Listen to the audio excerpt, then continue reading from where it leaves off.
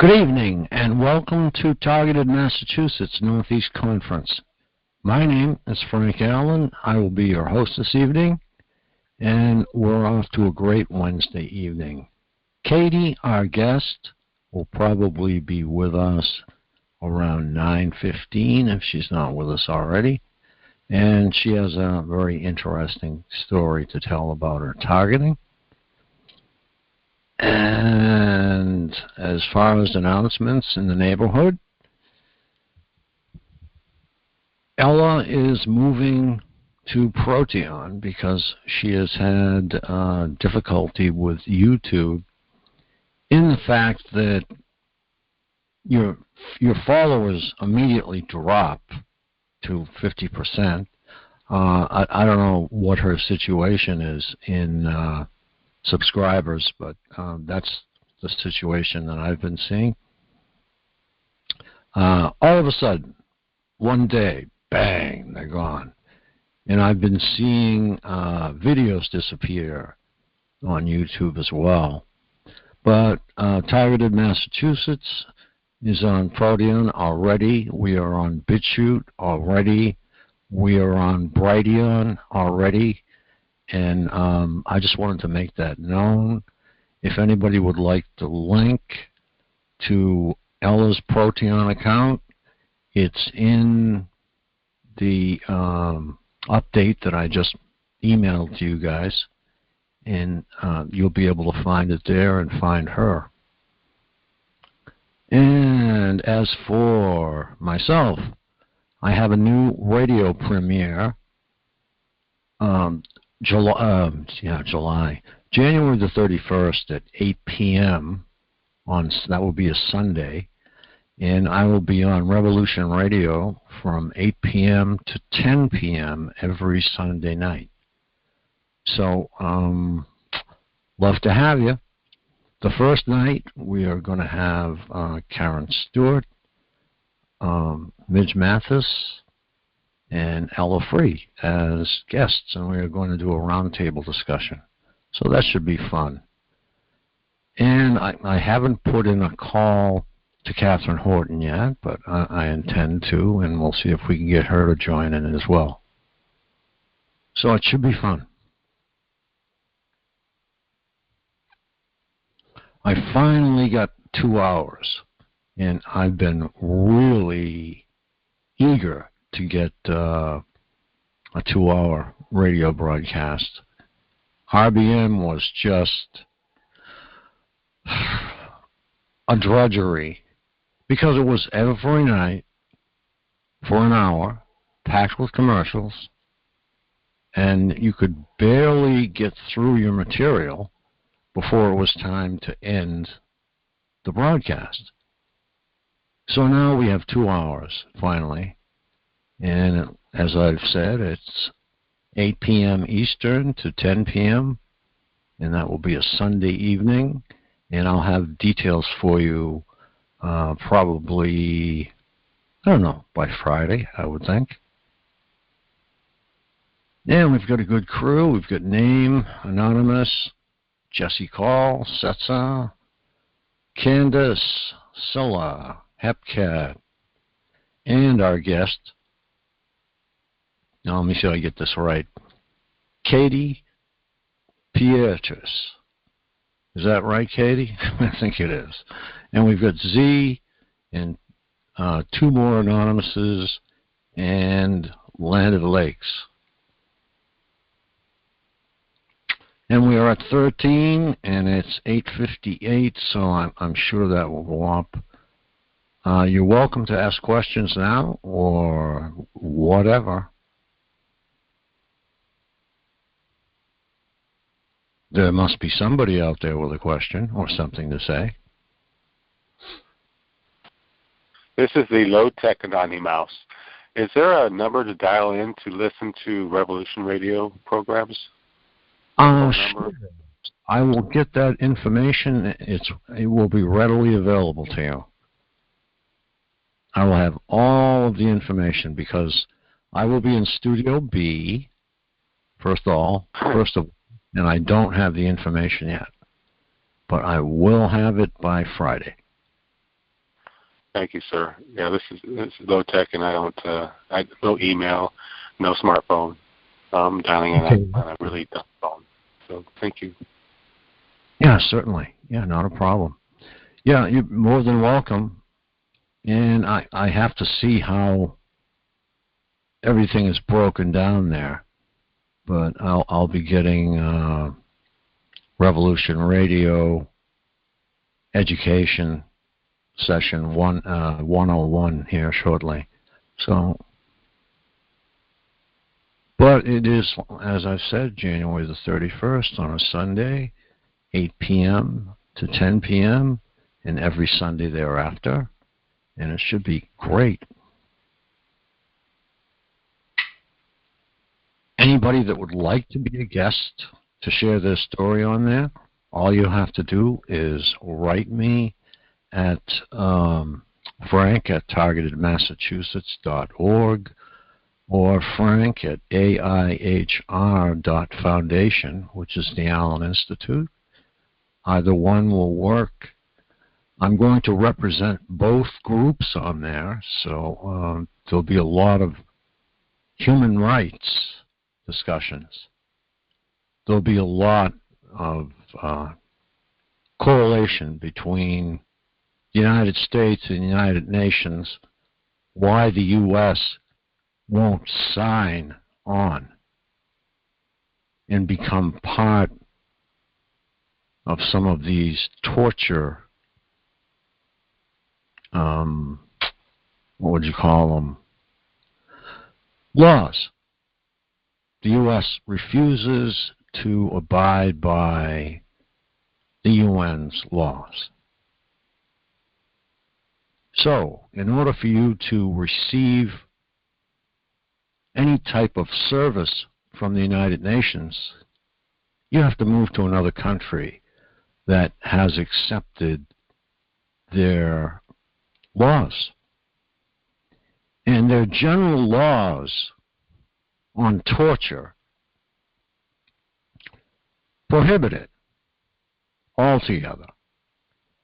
And the United States has a defense against that. They say, well, there's no torture in the United States. That's why the FBI grabbed 60 or 70 children that were being trafficked. Okay, I call that torture. There are, God only knows how many rapes in this country that are concealed. Sometimes it's because the victim doesn't want to come forward, but moreover, it is law enforcement. You don't have enough evidence. You don't have this. You don't have that. But those items will be discussed as well. It'll be quite a roundtable discussion, the first one. And then we'll move on from there. Okay, we're up to 24. And let me see here. I'm going to go to Q&A mode right now, simply because our guest is here and she can get started.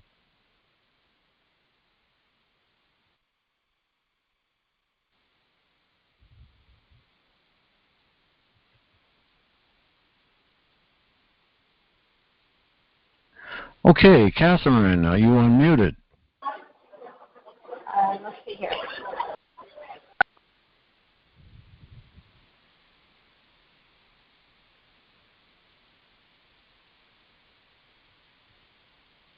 Catherine? Katie? You're unmuted. Okay. There must be some kind of problem. Hi. Okay. You've got Can you hear me? You've got a large amount of background noise, Catherine. Hi, can you hear me? Yes, you have a large amount of background noise. Okay, let's see if I can move a bit or tone this down. Unfortunately, that's probably because I'm packed, as we all understand. That's background noise. Go back in your car. Let's see. Let me see if I can move somewhere else. Okay. Let's see. Okay. Is this better? Does this sound better? It's a little better. Are you in a restaurant by any chance? I'm sorry? Are you in a restaurant? I am. I am in a restaurant. Can you move back to your automobile? Yeah, I just need to pay for my tea. So that will take a second. Okay. Go ahead. So just one moment. And maybe I should change earphones to my other earphones. Yeah. Well, you've got like a roar in the background. Okay.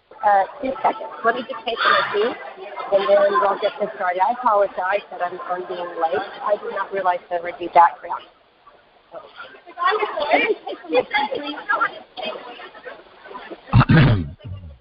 Oh my gosh, I'm so sorry. Yeah, well, background noise is common when you're in a restaurant atmosphere, and we're picking up all of it. Okay, I'm just trying to pay for my tea, and then we'll get started. But of course, is it all right if I pay for my tea, please?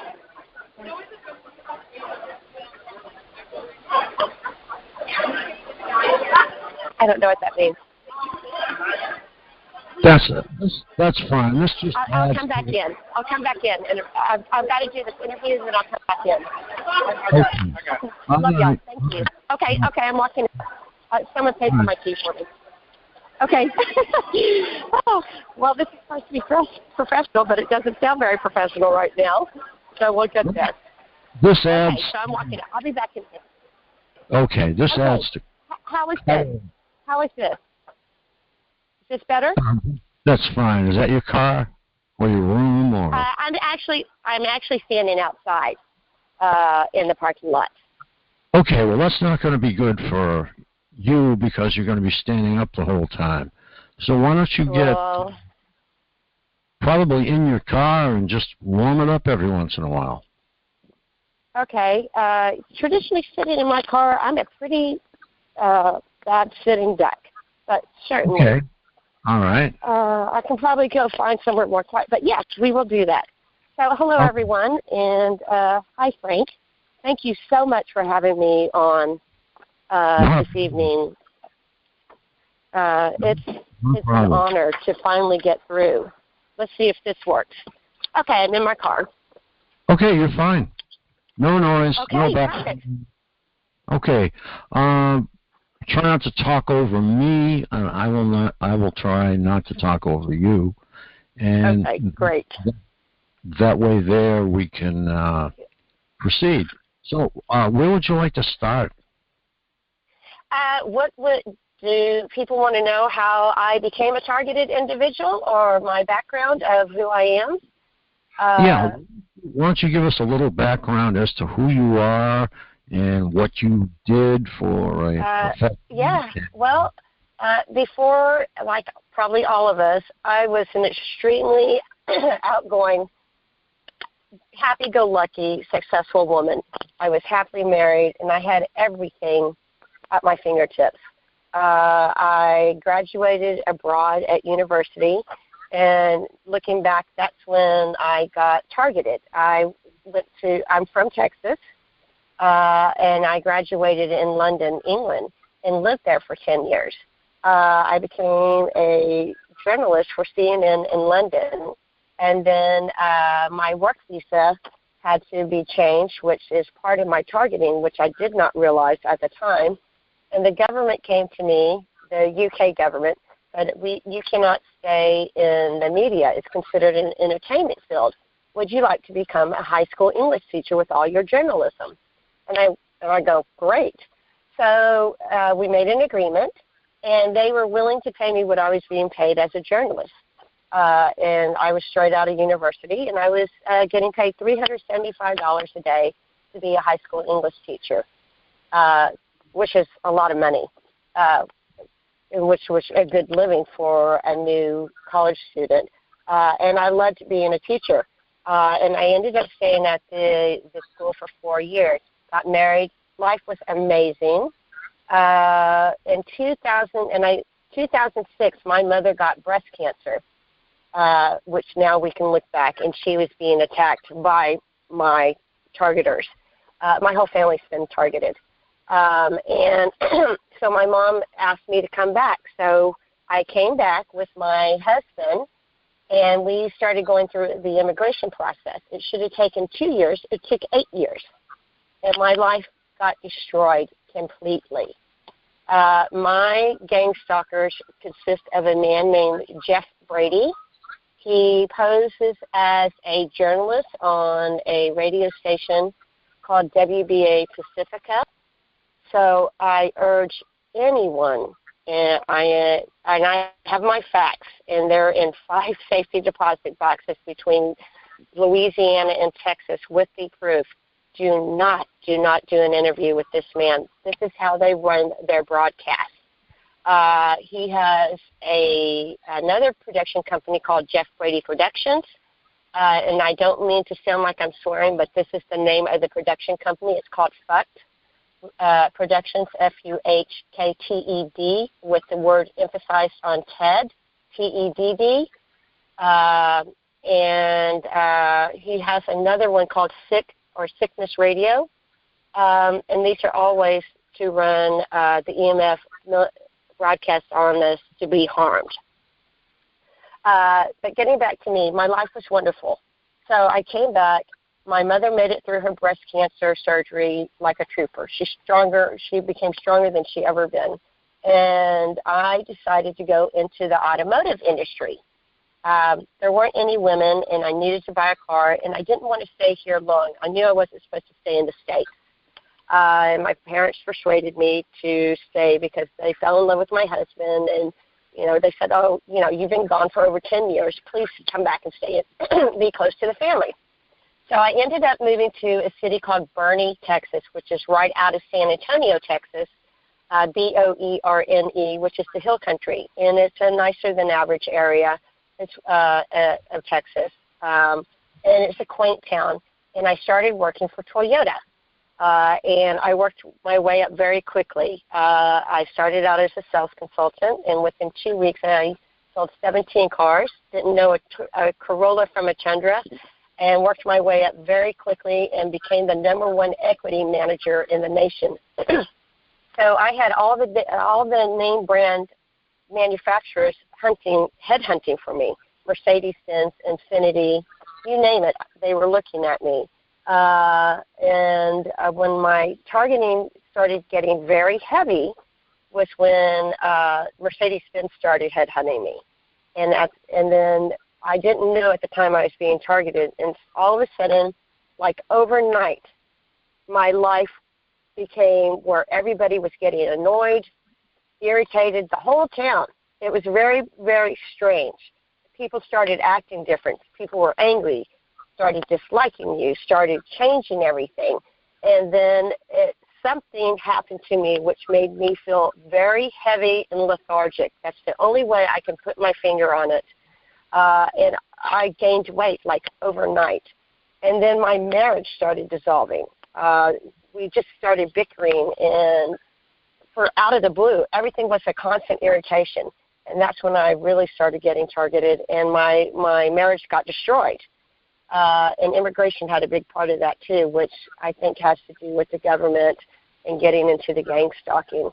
It should have taken 2 years, very easy. We had been married more than 5 years. After 8 years, he still did not have his immigration status, and since I was considered the sponsor, I needed to stay in the same type of job.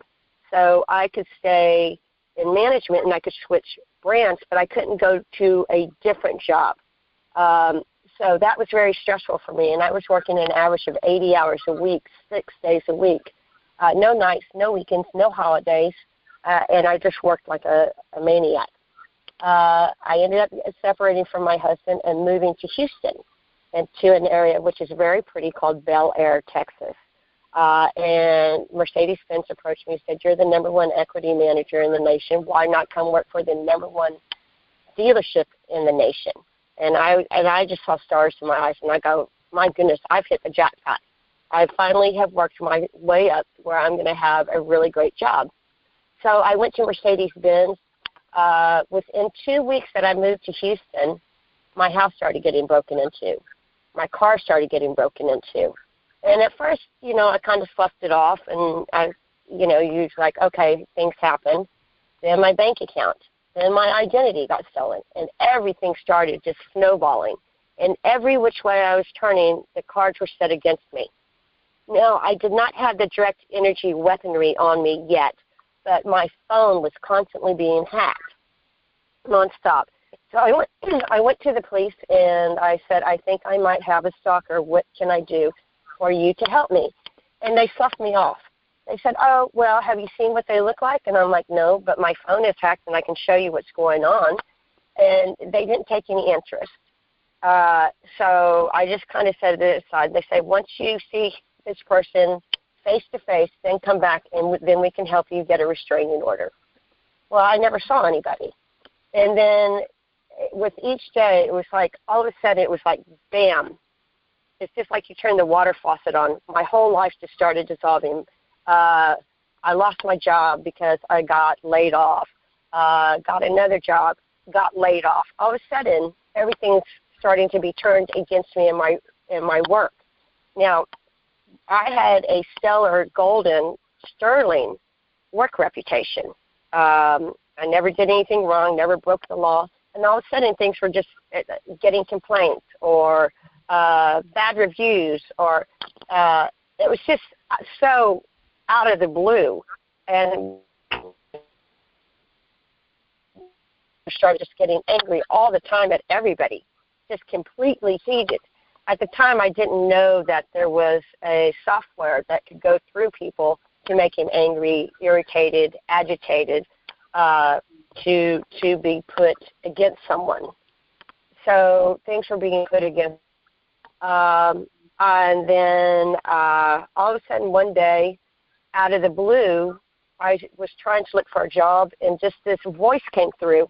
It said, don't go to work today. Don't go look for a job. And it wasn't a thought. It was a true, clear voice that went through my right ear. And I knew that it wasn't anything to do with me, and I knew it was synthetic, and I could not figure out where it was. So I started looking through the house to see if there were microphones. I found a camera inside a smoke detector, so I knew I was being watched and monitored. So that confirmed I was being stalked. So I took this smoke detector and I locked it up in the safety deposit box. And then from there, things just went berserk. And then I got moved to Corpus Christi, and I apologize. Right now I'm getting hit very hard on the right side of my head right now. I'm jumping my story a little bit. I am on the human, if you know Catherine Horton's affidavit, I've tried to fill it out 12 times, and I've been blocked every single time. I am on the human biorobotization program with V2K, and I am treated like, and I haven't run across anybody yet. Kevin Christian is probably the closest thing to me, and we do chat. We've been blocked lately. I am treated like a real live time video game. I do not own any body part, any body function at all. I'm breathed through. They force words out of my mouth. They blink. I don't have any body function of my own, and I'm sold globally. So we'll get a little further into that. But everything just started getting turned against me. My bank accounts are getting drained. This group of men, which we know has to do with Lockheed Martin, Raytheon, and I have some military men here in Corpus Christi, Texas, that attack me. And that's who my group is.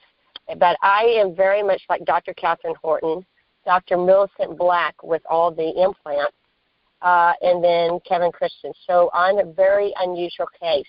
And I have the slow kill like Karen Melton Stewart going on. So anything you can think of is happening to me right now. And one of the name of the games is called Murder the Socialite on Millionaire's Row. And this group has stolen $5 million from me, 3 cars, murdered my cats, threw them inside my car, stolen just everything. And it's a daily drama. I call it a daily murder drama. And they make up scenarios with people to interact, and they mind control these people. And I spoke to Frank yesterday because I was a bit of a panic. As soon as I was lucky enough to get through to Frank, the police have been coming to my house. Within 2 days, the police were at my house, and now the whole neighborhood is trying to get rid of me. And today, my parents came down out of the blue and are worried and want to put me in a mental ward. And it all stems from the police calling them and having a 3-hour chat about me. So we all know how that happens with the character assassination, and it's very worrisome, and it's a frustrating thing. But, yes, I was a very successful, very happy-go-lucky woman. You name it, I did it to help anybody and everything. I'm an empath. I'm an artist. I'm a writer. This group has stolen 8 books of mine that I had not published yet, and I don't know who they have them to the hands of. And then on my side, I was a designer, not known. That I, excuse me, I apologize. They're attacking my throat because they do not want me to talk. And I apologize using the word they. That's one of the V2K words that is streamed through me constantly. So I apologize. And all my patterns, my designs, my fabrics, everything that I made from scratch was stolen. Last year, I found my personal designs through Louis Vuitton and Gucci. So this group also poses as talent agents or production managers. They're obsessed with, as a lot of us know, that when it comes to the V2K, they're obsessed with certain music. Anywhere I go, the music that I listen to is not the norm mainstream. I'm a trans EDM dance music. They'll pipe it in to unusual places, and it's very strange how that happens.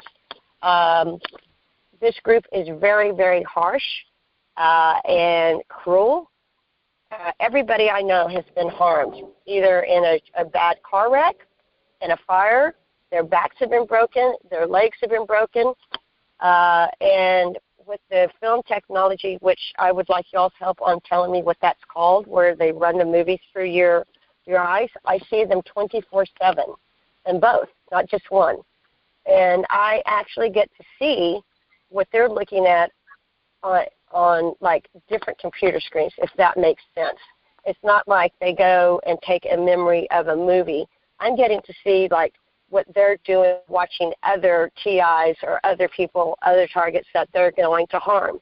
And they're going to say, watch this lady in the red car. It's going to flip in less than a minute. And sure enough, the car in front of me, that's 4 cars up, will flip and get a flat tire and be pulled over.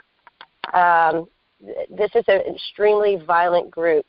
And what do you mean flip? I'm sorry. Yeah. What do you mean by flip? They have a way with the, I guess it's the satellites or the military drone. I don't know which technology they did. One, I do not know the name, has a way of hitting the cars right at the back middle where the car will actually flip over.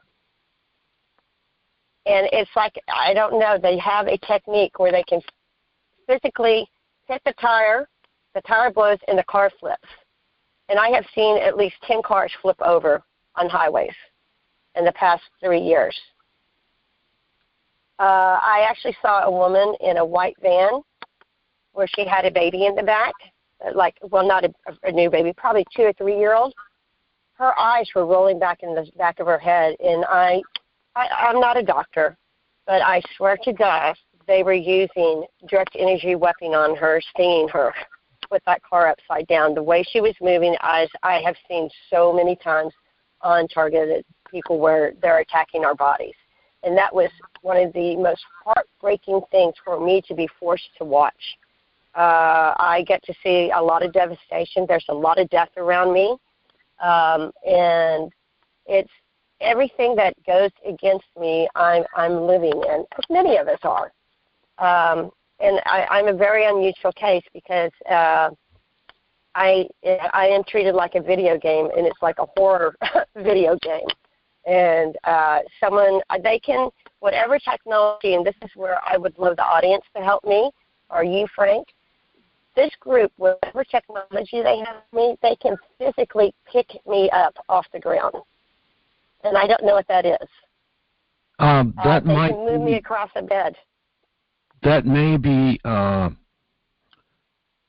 something along the lines of you think they are doing this, but you are not really being picked up. No. I can be physically dragged off the bed. I'm like pushed. It's like they have, my body is magnetized. It's the best way to describe it. I can physically be pushed around. And I can be physically spun. And it's not like a vertical or that spinning feeling if you've had one too many drinks. It's a physical thing. And I do not know of anybody except maybe Catherine Horton might know it. Because she's brought up a lot of things that I have gone through, like with the rude holograms that are shown. They run their broadcast making photo holograms that are seen through the sky. Mine are very rude, and they're usually sexually drawn of men's body parts. Is what I'm going to say on the radio right now. Okay, Kate. And I just wanted to let you know that you are speaking to some of the most heavily targeted people in the community. So, okay, so they might understand this. So you may understand the drawings of the holograms. These holograms actually get burned onto my skin. I used to be very, very pretty, as we all are, and I'm not bragging in any way. They have burned rude symbols on my neck, my forehead, a badge, on my stomach, I will say demon heads and smiley faces, and it's all done with direct energy weaponry. No one has ever touched me. My bones have been broken. I've had over 12 bones broken. Of course, everything that happens to women happens to me. Their favorite thing is to try to make you wet your pants while you're driving in the car. That's a big thing. They treat me like I am a sim, or the game. It's called like Baker's Dash, like it's a baking cooking thing.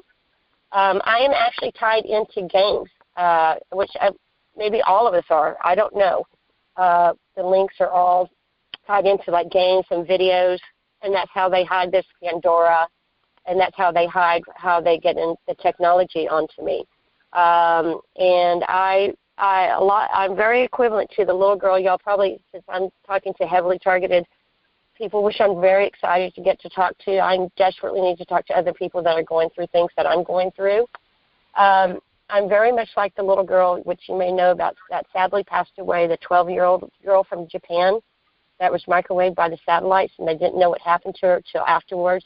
And all her satellite technology was tied in through like Candy Crush or Netflix or anything on the phone, and that's how they got to hit her. So someone could be picking up their phone and playing a game, and it would send a link to her, and that's what happens to me. And that's when I say, and they've bragged with the synthetic, I don't know what you call it, synthetic telepathy, artificial, whatever, V2K. They have bragged, and I do have recorded, I do have a recording that they were talking to the DOD on, which is probably them, saying that I am one of their biggest money makers ever. And that's why they love to torture me, to keep that money going, which I believe. I mean, they're just sad, sadistic, cruel, uneducated men and women. There are women involved. They love to keep me on the phone for, this group can hack into any website. And I guess y'all know that. I've been an Avon representative since I was 19 years old because I love their products. I was the number 2 representative in the UK when I was going to university. That's how I made money. And they can hack into anything. My Avon account, I can't even place an order. Anything I can't even order a pizza, a Domino's, anything. Any app they can hack into. I could get in a car with one of you tonight. We could drive to some random city somewhere, walk into any public library, internet cafe, get on any computer, never knowing which one it is. They can hack into that system because they can see with my eyes, as many of y'all, and they can get into the system in less than 10 seconds. When I go to the store to buy a new phone after they burn my phones up, they're always amazed to watch them get into the phone within minutes. It doesn't matter. I've had every make and model phone. The phone I'm on right now is number 33. That's a lot of phones. And it's a catch-22 because it has a weapon against us, but you have to have it. I can't own a computer. I can't own a laptop. I don't have any human rights. I'm not allowed to eat. I'm not allowed to go to the restroom. I'm not allowed to sleep without being attacked. And they have a way of pushing air, forcing words out, where that hot air comes out of my eyes, and they force words that the favorite word, like for the past month, it's a terrible word, peephole. They say that all day long.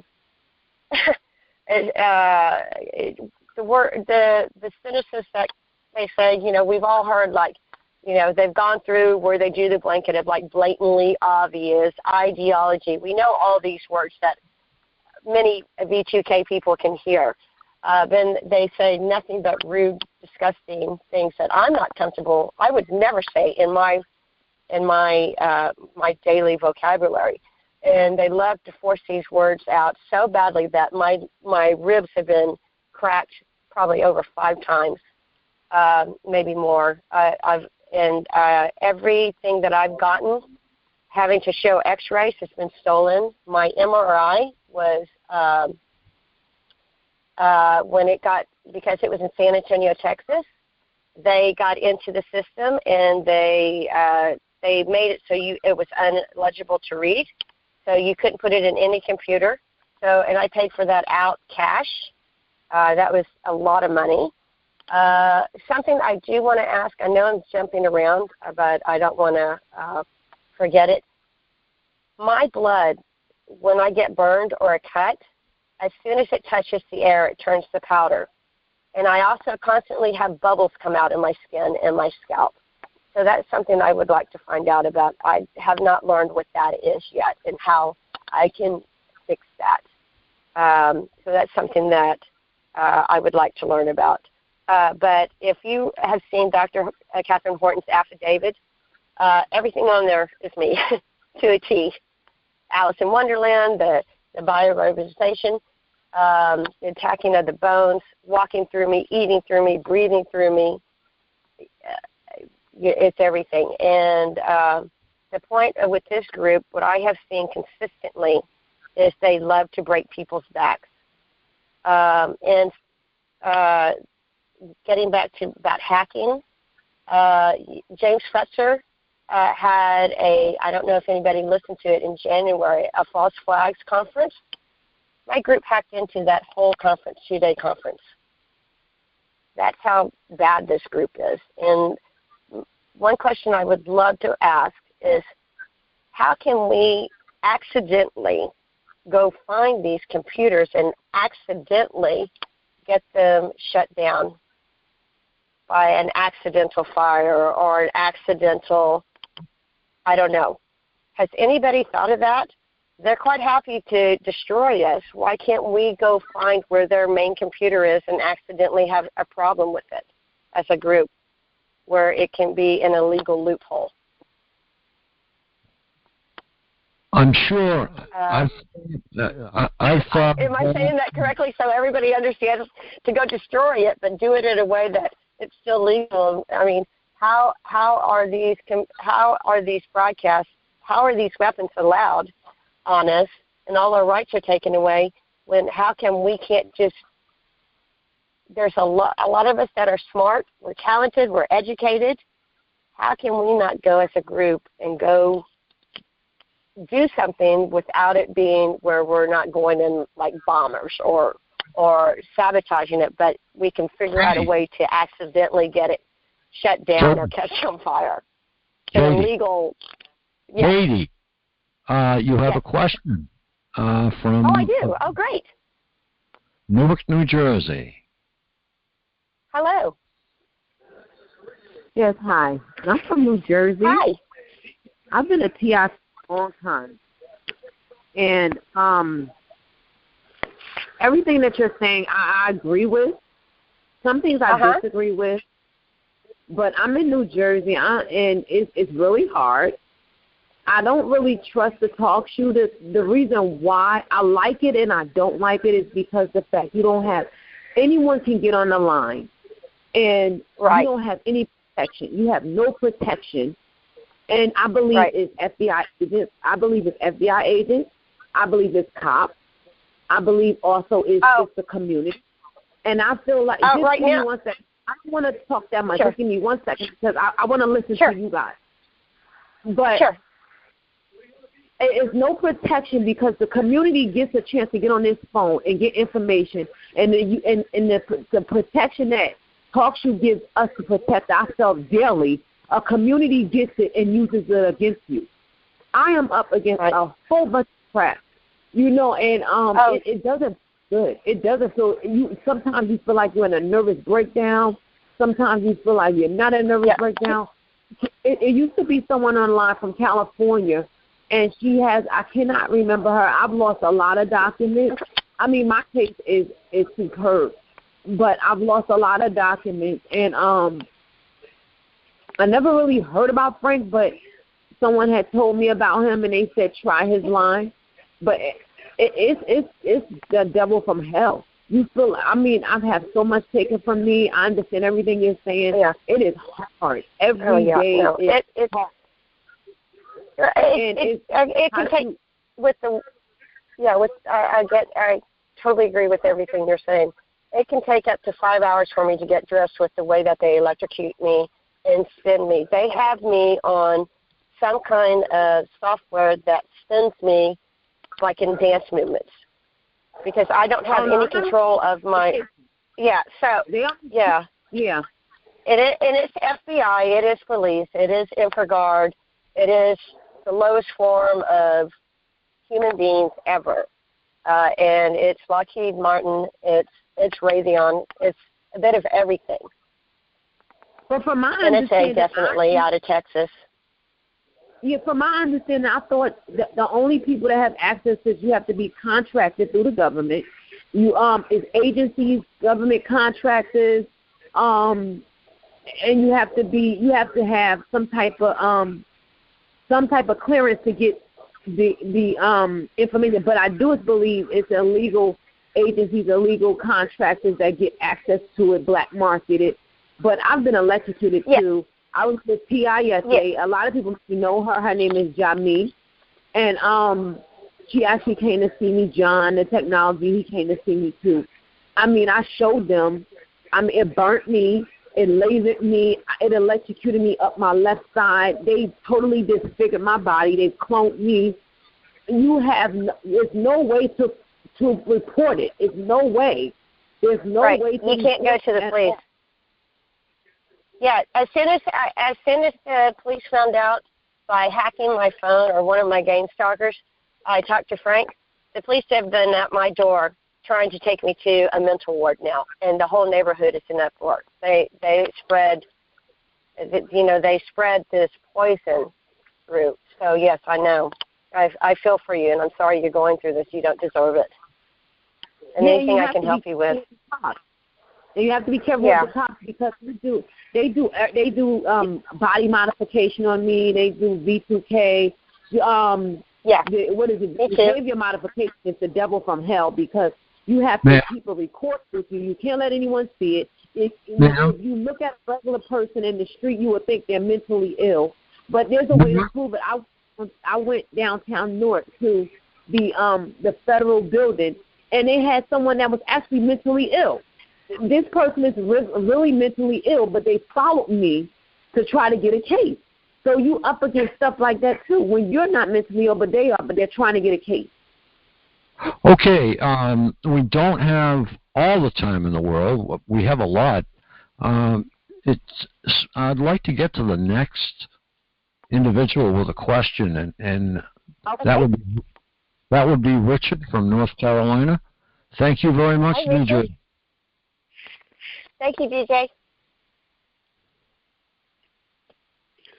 Hi, guys. I just wanted to step in and reiterate for the lady. She was saying something about hasn't anybody thought about destroying computers. Many of us have thought about. Well, many of us have thought about destroying computers and doing a lot of other things, but it's not the computer that sends the cops to your door, and it's not the computer that are following you back and forth or flying the drones and so on. They are involved, certainly, but as we have said on the calls many times, a rifle never shot anybody. And it's not the computer doing this stuff. It's the people that have set it up and is running. So unless you, go after them and stop them, the computers are just going to be replaced. How can we get to them, and how can we stop them? There's got to be some kind of legal loophole to destroy that. We have to, wherever their main site is. And going through and waiting for laws is not going to be quick enough. I will not be alive much longer. Excuse me. We have to find out where these mainframes are. And what's happening is access to computers is being sold to the mob. It's being sold on the black market. It's been sold everywhere. So yeah, I am sold 24/7 on the dark web and the EMF broadcast. And anybody can attack me at any time that gets on that stuff and do whatever they darn well please with this technology. And I have every technology on me. I've lost all my human rights, and I am a daily murder drama for these people. It's like I am that TV show for them to log into and attack. Can you let Richard continue to see if he has any further comments? I'm sorry, Richard. So anything that I love, by the way, Richard, I love you. I love your attitude, and I love what you have to say. Well, you make me smile and you make me laugh. Oh, good. No, you actually bring a smile and you make me laugh. And I go, I need to meet with him. Okay, well, we need to laugh. But we also we need to laugh. Yeah, we do. And we need to use a little common sense. We could take computers out all day, as I said, and we still have to worry about these people that are doing things to us and setting all of this up and committing all the corruption and the fraud that is taking place with our personal information, with our personal lives and bank accounts and so on. So I would just say to you, we welcome you to the community, and as we speak and listen, we learn. I learn more by listening myself than I do when I speak. Well, naturally, you can't learn much, but that you keep your ears open, keep your mind strong, and just simply know that this is wrong. And somewhere along the way, we have a gentleman right now, as a matter of fact, that in the palm of his hands, he has proof of all these declassified documents. He knows what all this is about, and I can only hope and pray that he finds a way to expose all of this corruption and fraud that is going on in this country. They're targeting him. They're smear campaigning him. I'm proud of him right now because he's getting targeted heavy, and the more he gets targeted, the more hope I have that he would do the right thing. So you keep your chin up and your head down. Yeah. Right. I appreciate that, and I do try, but everything is oil. This group, they mind control everybody. You have a and I don't know how. You have a question from Bert? Sure. Go ahead. Hi, I wanted to ask the callers about synthetic telepathy. This is the biggest issue with myself and other TIs across the planet. Many people, especially in Asia, like when you see Matthew Aaron's video and other protests, a lot of the Asian protests and the British who are making videos about gang stalking, they're really talking about synthetic telepathy. They're not talking about do. Okay, I want to make this very clear. I'm shot with do. I have scars on my body to prove it. But me too. The majority of targeted individuals on the planet who are really traumatized, I believe, and if anyone agrees with me, I can't prove it, are afflicted with voice-to-skull and hive minds, brain-to-brain, brain-computer interface. And it's quite debilitating. So what are your thoughts on that? I have that. And because I'm treated like a video game, I have been thrown in by police, just showing up just randomly and throwing me in mental wards as a laugh. And every time I've gone in, every doctor over there says, "Why is this woman here?" One gentleman was actually from NCIS in New Orleans, named Agent Sanchez, and it was a game for him. And then there were two police, and it was just a game, and they're part of the fusion centers and things. And it's he didn't have any authority over you. He didn't have what? He didn't have any authority over you. It would have been Navy, ex-Navy? No, he was actually working at NCIS, the real NCIS, not the show, in New Orleans. His name is Agent Sanchez. Are you Navy? What's your affiliation with the Navy? That's the only time you'd get them. Nothing at all. I was trying to go in there, and I wanted to drop off some evidence to get checked to see if there was any kind of chemical. And I said I had been attacked by two men that were in the Navy. And I said I wanted to see about dropping off some information. And so within 2 minutes, he had the police on me, the military police, and then they handcuffed me and took me to the mental hospital, University Hospital, without even questioning anything. Yeah. And all I was doing was fact-finding, trying to see about if I could get some chemicals tested that I felt were military grade. And I went in saying that I had been attacked by two men, and then I was thrown in. Marilyn would like to continue her questioning, I'm sure. Okay, so, in Japan, so I'm trying to get to communicate to the conference call regular people, in particular, and anyone who listens to the video on YouTube or and in the future, that synthetic telepathy and voice to skull, and what Lily is aware of, but she's not really understanding. Lily is also helping with the call that Frank Allen has. Synthetic telepathy is what Robert Duncan exposed. Robert Duncan did not expose chatterbox shit. We already know about that shitty computerized shit that people hear in their head. Brain-to-brain communication is some of the most... It's so demonic. I have up to 20 people that terrorize me, and even TIs don't want to believe me. They're probably my group, because I have the same. We probably are on the same channel. Are you in the Midwest? I'm in Texas. I've been chased through 6 countries and hit with this in 6 countries. I've been sold in 6 countries and trafficked.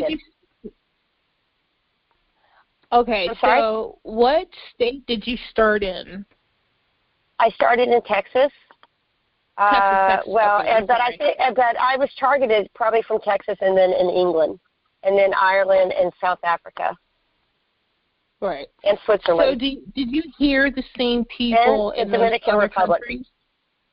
Yeah, it's just as clear as, you know, how, yeah. I have it 24/7, and one broadcast will be the news running 24/7.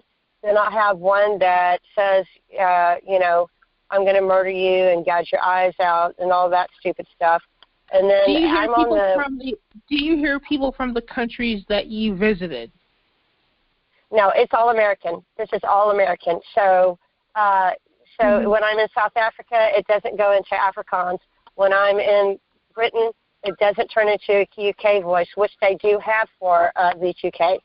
So this is all American, and so they're treading into other countries they're not supposed to be in. They tried to murder me in the Dominican Republic with someone shaking my hand, not only having all the dew and everything on me, someone passing a chemical by shaking my hand to burn me. Mm-hmm. It was just by luck I stayed alive. And that's when Canada, I know that a lot of y'all may know the name Mary Lamont. She's great. I've lost touch with her. She probably doesn't even think I'm alive anymore. She tried to get me into Canada for refuge. And I went to Canada and I was followed in there. Every customs that I've gone to, airport, all my stuff gets stolen deliberately. And I'm getting off track, and I'm going to let you talk. But, yeah, it's a nightmare. So I tried to, I went across country to escape. I went to Morocco and Spain. I heard the same people from Ohio. No matter where I went, I heard the same people from Ohio. We're on the same. We're with the same group because I live on the street, Ohio. I live on Ohio. Yeah, no, we're on the same. You and I are with the same group. Yeah, and they are. I'm telling you right now, our group is the cruelest and the sickest. I've had to be forced to sleep in a bed of dog poop. I was kidnapped and forced to sleep in a bed of pure dog poop and rat poop for 3 days straight. And I was just lucky to get out of there. Why did you do it? Get out. I'm sorry? Why did you do it? I did. Well, I was being electrocuted to death. When you sleep in a bed of dog poop, it's definitely time to reclaim your life. I've done that. I've tried to every single day. It's very hard to when none of your body parts are belong to you, and you're getting stung, you're getting gunned, you're getting raped and attacked, your bones are getting broken. Are you talking about remote rape, or are you talking about physically? Yes. Physical. I've had both. Remote? I've had both. Remote yes. rape. I was put in the back of a police car, in the trunk, handcuffed with a bag over my head and beaten to a pulp. Now, was that to do and then being stung with direct energy weaponry at the same time. Yeah. So I know that's harsh to hear. That's not something I share a lot with because the real person in the real world could never comprehend that. Can you imagine being stung, electrocuted, your back, your brain being attacked, and they're doing the V2K on you, then you're being beaten to a pulp. Then you're thrown into this I believe it. See, a lot of people, a lot of targeted individuals, people who are who classify themselves as that. There's thousands of people who don't call themselves that. I just want to say to everybody, but a lot of people who are hit with a lot of people are burned, and they're microwaved, and they're vibrated, and they're physically assaulted. And then there's us. Now, how many people do you hear? I probably have, well, they came in the first time they really hit me out of the blue. They just took me by a storm. It was in Corpus Christi one night, and that's when they just turned everything on. I was just sitting at home, just watching TV, doing just I had gotten off work, happy as can be, great day. And then all of a sudden I just got everything turned on and whacked, and then they were yelling through me saying, bow down to the demon lord, or you will die right this second. And they came in as 17 demons. Now, do you believe? My name is Marilyn. No, by the way, it's just a bunch of baloney. I don't believe. I mean, I knew right then, and I called him that evening. I said, I'm sitting here being stung and electrocuted and being yelled at and, being attacked, and I'm thrown off, and they're shaking me, and they're pulling on my spine, and they're yanking my arm like crazy. And I knew it was military, and I said, this is military jarheads doing something. I don't know what the technology is, and then my life got destroyed after that. And then it's never been the same. I've lost all my friends. Now, I know that, because millions of us globally are going through this, and it's Correct. Just a miserable story. What do you think, because we're American, and this summer, I'm really wondering, if we can dominate the summer with activism, something really bold and very... Well, if I can get to the right people like Ann Vanderstill, or somewhere where I can get in public, in the media, right, with other people, and say it right, we will have millions given to us in a second. With my family, I'm disowned, as many. They drove down today and wanted to put me into a private $30,000 mental ward that the policemen were trying to mind control my family with today. And they were in shock and just, but yeah, I'm sorry, I lost my train of thought. Go back, I'm sorry, I just got whacked really hard on the right side again, and my neck got separated. I'm sorry, you should probably, so I apologize. When those things happen, move to the other side of the room. Yeah. Take your cell phone tell me about my family. Chair. No, move right. to another chair. Move off the sofa chair, and then move to another part of the room. Don't just be a sitting duck. Right. I'm in the car right now, so which is a sitting duck for me. It's a bad place for me to be. But we're getting the interview, so it's worth it.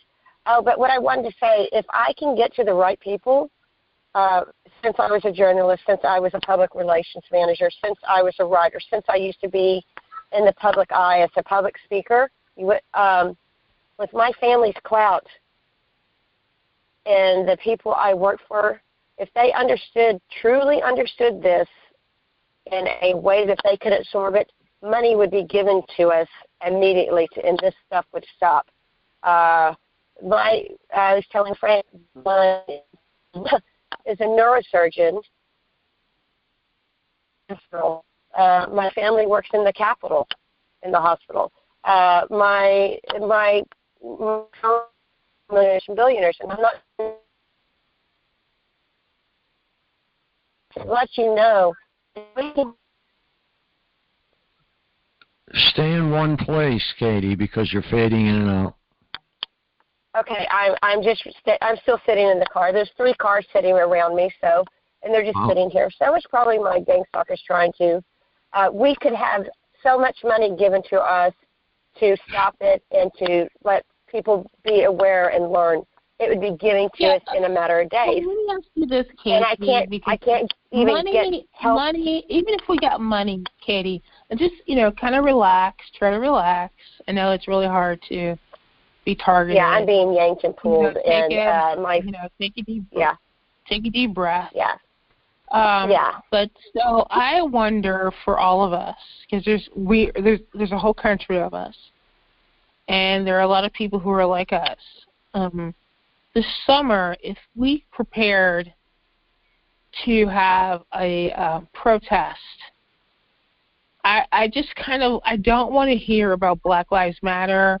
I don't want to hear about Trump. I want to hear about us. And I wonder if we could get a chunk of the summer, because the summer is a big protest moment. It's been like 4 years straight. There's been a riot just about, I think, since Occupy Wall Street. Every summer there's been almost like a active protest for something. And the money, how do you, because we want our communities, our states, Canada, Mexico included, to see that this crime is real, that we're not schizophrenics. Right. I'm not Canada's on board. Canada's coming along and realizing they're not putting up with much. They're starting to stand up and not put up with it, tolerate it. They're one of the countries that's starting to take notice. Marilyn and Katie, we have a question from Atlanta, North Georgia.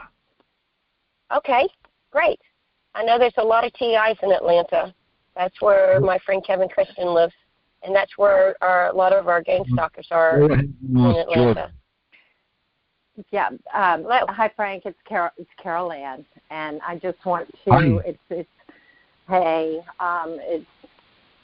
It's not refreshing, but it's.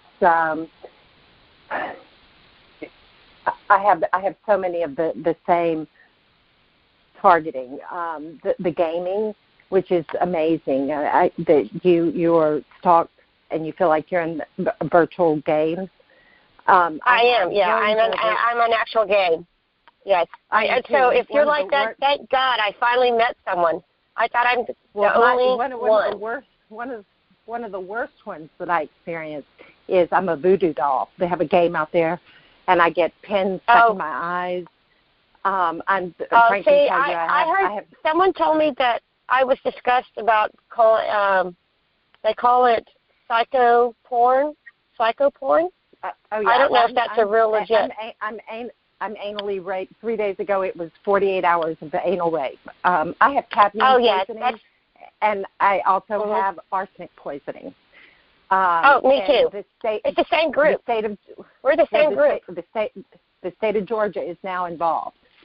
I have a toxicologist that I'm working with at the state, and then also a second one at Brady Hospital.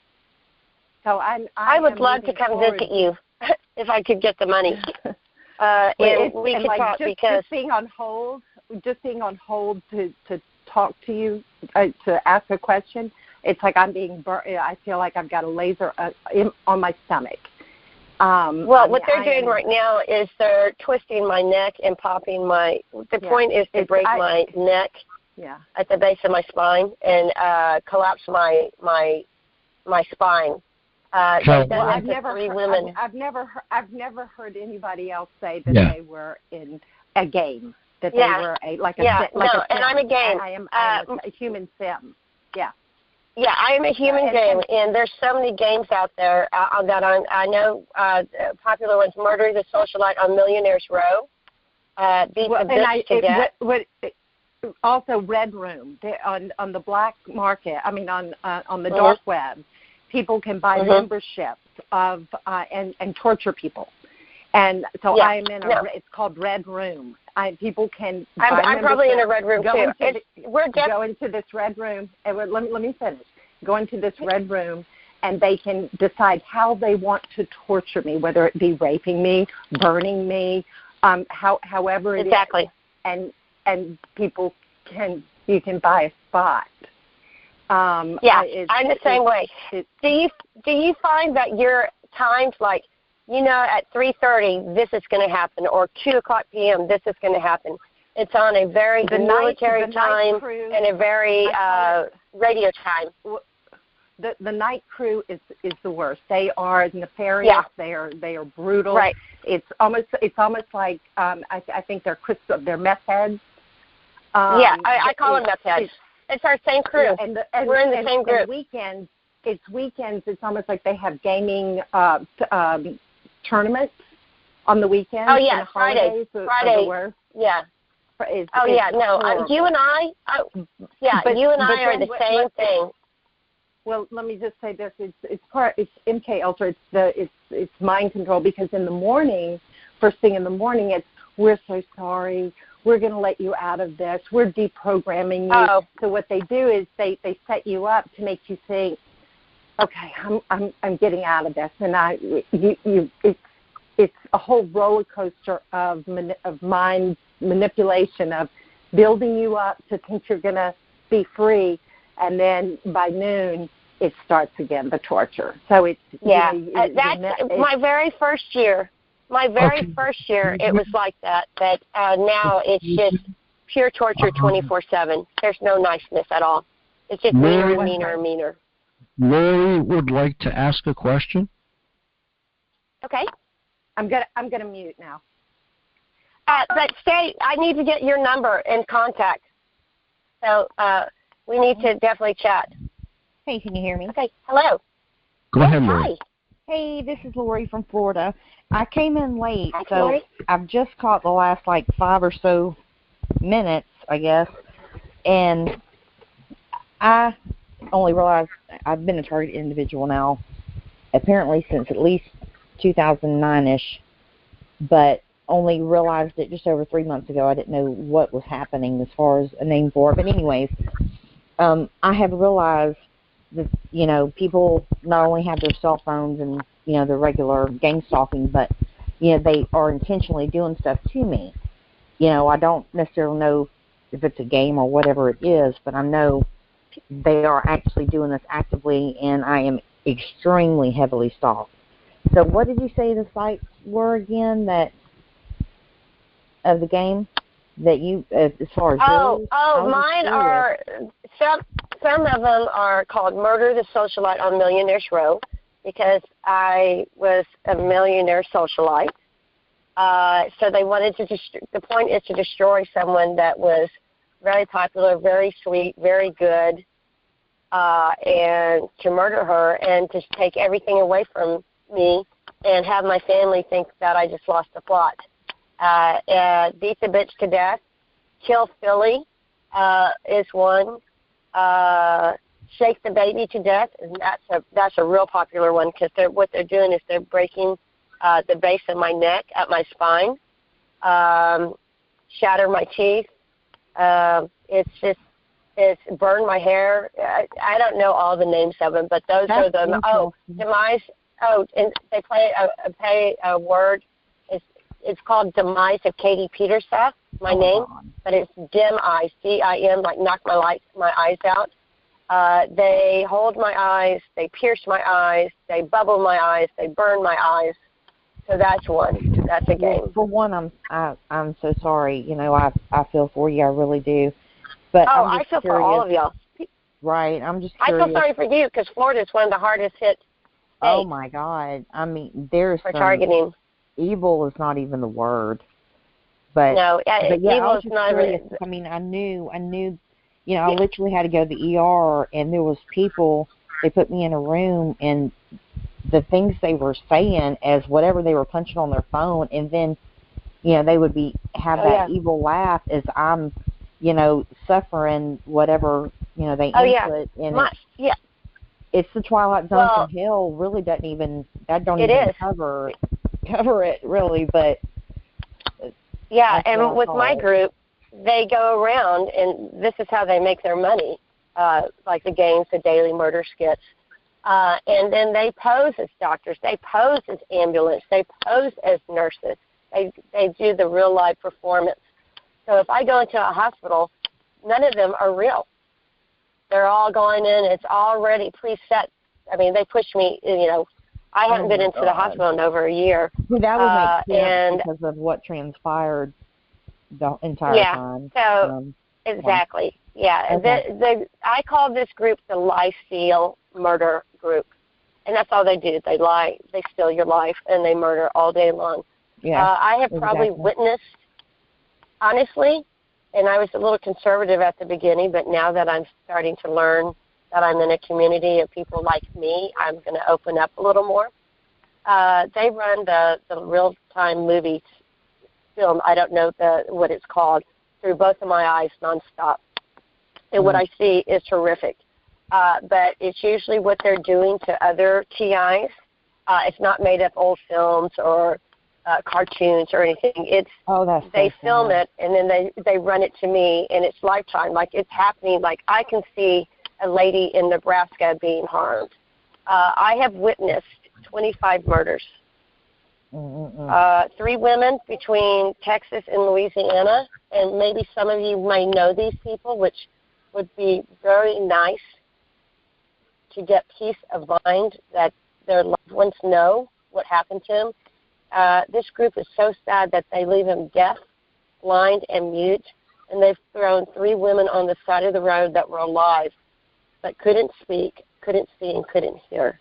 And I know that's hard to believe, but unless you understand all the weaponry and the technology, they sting these and electrocute these women and then throw them on the side of the road. I've seen that 3. And it's not a made-up thing. This is, I don't know how to explain the technology to make someone understand. I understand that. Katie? Yeah, so it's horrific. Yes. Katie, what you need to do in the future is listen to like seasoned TIs, because you're brand new and you don't understand some of these things. And well, I've been a TI and I've been learning for over 4 years, but I just don't know the name of that. I've seen it on Catherine's affidavit, but explaining it to other TIs said don't get that. So yes, but listening is learning, so I agree. I got you, Frank. I listen to everything possible. I listen to Frank every week. Catherine, of course, I'm a big fan of. Ella, I'm a big fan of. She was the very first person I spoke to when I was learning about being a TI, and I didn't know my left hand from my right hand. She and Mary Lamont were amazing. And, Lori, yes. We have another person who would like to ask a question. Oh, it's Marilyn again. Sure. All right, I'll mute. Hi, Marilyn. Lori, you can just get right around and get in line again if you like. Okay. What's it? Okay, go ahead, Marilyn. Yeah, all right. So in remote neural monitoring, synthetic telepathy, they can see through your eyes. Right. They can hear your thoughts. I have that. Okay, Correct. just I have that. All right, so just all right, so don't talk. I want you to be quiet for 1 minute. Okay. I've been targeted. I'm a 2nd generation TI. Okay. So they see through my eyes. They hear my thoughts. They feel my feelings. I've been raped and tortured most of my life. And my mother. Kevin in Atlanta, our targeting is almost identical. A lot of black people. Yeah. Very sexual. The Howard Circle gang, Marcus. Yeah, they're part of my gang. I have him. You know, it's funny. I have a Marcus. He's a drug dealer. He's black. Yeah. Well, they're all tied into the same. Mm-hmm. Yep. I have a lot of drug addicts. Yeah, they're all tied in. And Katie, so what I wanted to say. Try not to interrupt Katie, all right? Let the other person speak, and then you can speak. Okay. Okay, so in addition to us being targeted, all TIs are hooked up to a computer. I believe this. I cannot prove it. Not all TIs will agree with me. But we're basically brain-computer interface. They look through all of our eyes. They see what we do. You don't have to have a cell phone or a computer. They know exactly what you're doing no matter where you go. You can go to another country without your cell phone, without a computer, and they'll know exactly what you're doing because they're looking through your eyes. You are a computer, okay? And this is until the day you die, until the military-industrial complex, the Department of Defense, the Pentagon, and all the criminal groups that are involved unhook themselves, and the satellite companies, the industry that has the conference calls, the people that own the industries for our cell phones, the computer industry, they make an agreement to set us free, including Google. Everyone is in on it. Trump knows about it. Okay. Oh. Ivanka knows about it. The vice president knows, and your governor. Lots of people know that there's brain-computer interface. So what my original question was, how do we as victims of this crime, how are we going to do activism to get the country to do an uprising to try to force them to police it, stop it, get justice, and we can get a money owed to us because they're taking our livelihood from us. Lots of us had careers. They've taken our intellectual property. They've stolen our ideas. A lot of people in the entertainment industry have our ideas. Hollywood is in on it. The science community is stealing our ideas. Engineers are stealing our ideas. The computer industry is stealing our ideas. This is bigger than your local stupid pushers and criminals. Google is stealing your ideas, not through your computer or your cell phone, from your brain. Do you understand what I'm saying to you? Your brain is hooked up to a computer. Don't let any TI tell you that is not true. This is the game. The game is that the Hive, that your friend that's from Atlanta, and that he's a beautiful person. I feel sorry for him. I really thought that he was going to find out how to block it, and he hasn't been able to because he's too caught up in the characters that he's too busy talking to them, which is exactly what I did. He's talking to them. He's talking about Marcus. He's talking about these stupid people in Atlanta. Stop talking about these losers. We need to get our community and our country to back us, to get these big companies and the military industrial complex to control itself so we can have some privacy, so that there are people that are in our neighbors that are hearing our thoughts, that are looking through our eyes, so that when we're watching TV, they're watching TV with us. You understand? Everybody? Yeah. That when you say to yourself, I don't understand when I go outside, someone breaks into my house and they know when I leave, because they're looking through your eyes. They know the passwords to your computer because they're watching you type it. It's like potentially 10 to 50 to 100 to 200 people that could be in a hive with you. This is true. Please believe me, everybody. I'm hearing 20 people right now. No, it is. You're absolutely right. Everything you've said is absolutely true, and that's exactly what is happening to me. I walk out the door. I don't know how many people look through my eyes.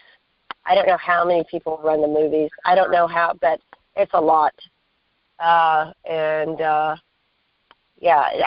totally agree with everything, and it is the fact it is computer interface, and it has. And they're sexually, and these people some of these people are vicious, but not all of them.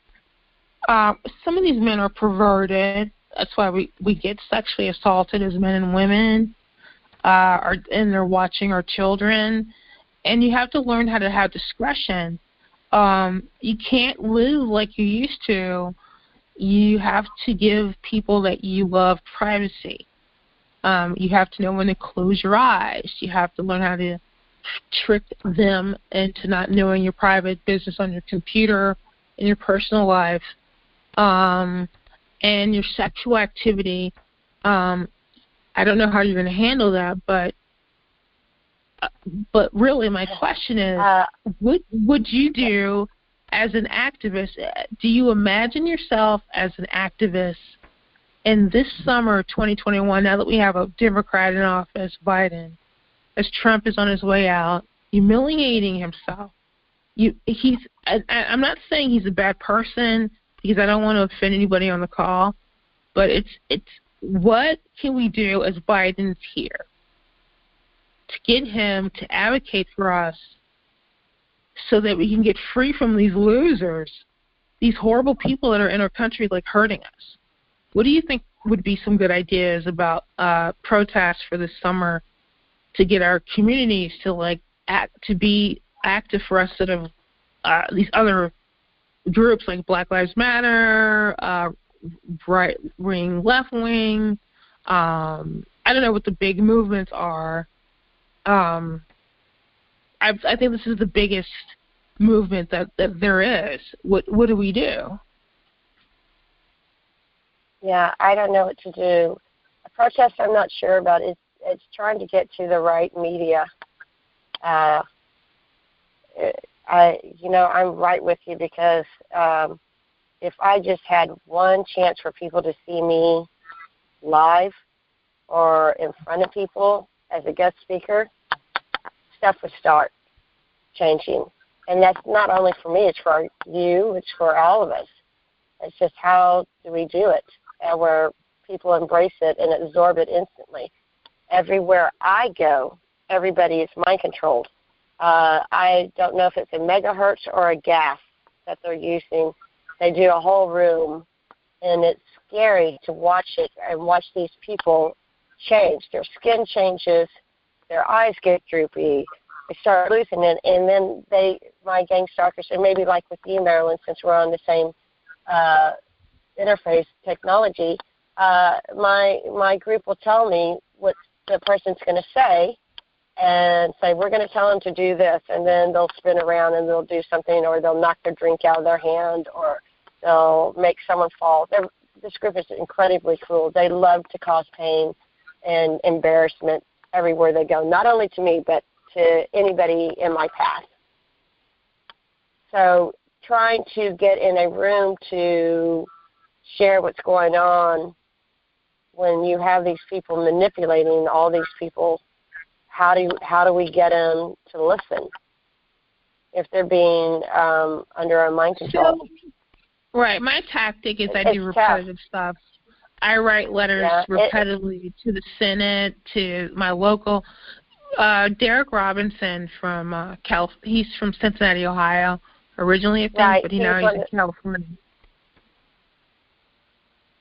Yeah, he was one of the very first people I got to speak to, and he was great. He wanted me to, I didn't know my left hand from my right hand, and he wanted me to go out to California he was going to try to help me, and I didn't know at the time. Liliana from the UN, I've got to chat with her too, and she's gotten my name, and then 2 days later my phone was burned, so I have no contact of being able to get in contact with her anymore, and she can't get in contact with me. But she was very happy that I had gotten to Senator Ted Cruz here, and we have in Texas, they recognize that you're a targeted individual, and you can register as a targeted individual, and they're taking it very seriously because we're the second hardest hit state. And when they found out I was on that and that I was trying to get other people to do that, they were very pleased, and they wanted to get with Ted Cruz and get that into all the states. So she was working on that, but I don't know what's happening because, of course, my phone was burned up, and I don't have any way of contacting her. Yeah, Frank could tell you about her. Yeah, she's great. Yeah, so there's local press, national press. PBS just had a new news broadcast about the attacks on the embassy, and they use terminologies that we use, targeted, and yeah, so it's really hard when your brain's attacked, and so that's kind of where I'm at, and that's going to be kind of my question every week and every day. What's the activism that we should do this summer? Yeah, I love your question. My question is, how do we get the word out when everybody around me is being mind controlled? So they can't even understand. Just keep listening. Next question. How do you get the word out? Port St. Lucie, Florida. Go ahead, Port St. Lucie. Hello. My name is Cindy. Is somebody from Cincinnati, Ohio on this call? Yes, that would be Marilyn from Ohio. Marilyn?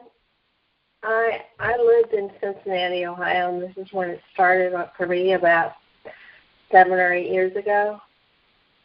I would love to contact you. I'm thinking about coming home in a few weeks to see my children and grandkids.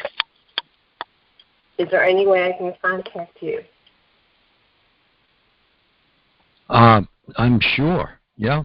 As soon as Q&A is over, the floor will be open, and you'll be able to contact her right here. Okay, and I agree. I want to do more and be more of an activist too, and I just don't know how to do it or by myself. So I'm with you. Whoever else is interested, anybody can come up with ideas. I'm with you. Yeah, I'm interested. If I can get in the media, then we can start doing everything else. The girl from Texas, are you not getting targeted because you registered? I have the worst of the worst of the worst. I know we're all heavily targeted. I'm the girl, like the other woman. I'm a video game that's sold globally for torture 24/7 and for meditated murder. And the game is the highest. I'm bid nonstop to invade. Yeah, I am heavily targeted, and it's. They can do anything to me. They can change the length of my legs. They can change the size of my hands. They can burn my hair. They can. That too. Yeah. They can change my ears, all my body parts. They've stretched my rib cage. They've pulled me, or my whole rib cage. My body has changed completely. They've stretched me. Right. They've pulled me. They're doing that to my ears. Are they burning your ears? Then that's what changed your ears? My ears are constantly. I've learned to hit my ears really hard, and it shakes the little microphones. And my microphones are loose, and now one goes through my whole body. It moves around into my legs, my feet. It goes all over, and they're trying to push it into my heart. But I'm sure I have implants in my heart already. Right, and they can actually push blood out of my heart. It pumps it out. Yeah. Oh, gosh. Yeah, they're incredibly cool. Is there any safe place to live where they don't target you as bad? I've been through 6 countries. I went to, as soon as we had lockdown in COVID, I called up the NHS in England because I lived in England for 10 years. And I said, does my NHS card still work? Is it still active? If I were to get COVID, could I get treated there? And, of course, I'm not telling them I'm targeted. And I'm thinking, COVID, they're going to kill me right now. I need to get to England. And so I was. So they helped me get to England. And I was just as heavily targeted there. I've been in Canada, very heavily targeted. Dominican Republic, they went berserk on me. It was the worst, one of the worst attacks ever. And burns like you wouldn't believe. Burns on my face, body. I scared a pub so much that they took the great big gallons of trash cans that are like up to your waist. They poured ice cold water all over me, and they were so scared for me. And they said, you have the same burns that 3 women had the week before that died. So Dominican Republic is like a little honey hole for our we were trying to figure out, what I was trying to do is find a place where I wouldn't get hit. So I thought, okay, let's try a third world country where they still speak English. And they had a lot of Canadians that go there. So that didn't work. That was worse. South Africa, just as heavily targeted. Northern Africa, just as heavily targeted. There's got to be somewhere in the United States. There's got to be somewhere where you're not targeted as heavily. I understand when you look at the map, and I don't know if it's true right now, but about 6 months ago they said out of all the states, Montana is the least hit. So I don't know. So maybe we can get a group to move to Montana, and we have our own little city. Montana, okay. And make it all solar and grow our own organic food and get back to nature. How do you figure that you can grow your own food when they come and poison your food in your house? Well, right, and like the and that's all I can figure is the gases, the aerosols that they put in my body. That's what's causing the bubbles to come out of my skin nonstop. If you touch my hair, bubbles come out of my hair. If I get cut, as soon as it touches the air, any blood turns to powder, like a thick powder, dry powder. Wow. So you're right with the chemtrails and the aerosols. And what they put a liquid in me too. And I understand from Dr. Millicent Black, it comes from an aerosol that actually puts like a liquid in your body, and they change the shape of my body. They can puff my face up, swell my hand up to where it's like 6 times bigger, and then they start applying. They're cutting my joints, every joint, every bit of my spine, every little knot, and I've seen that.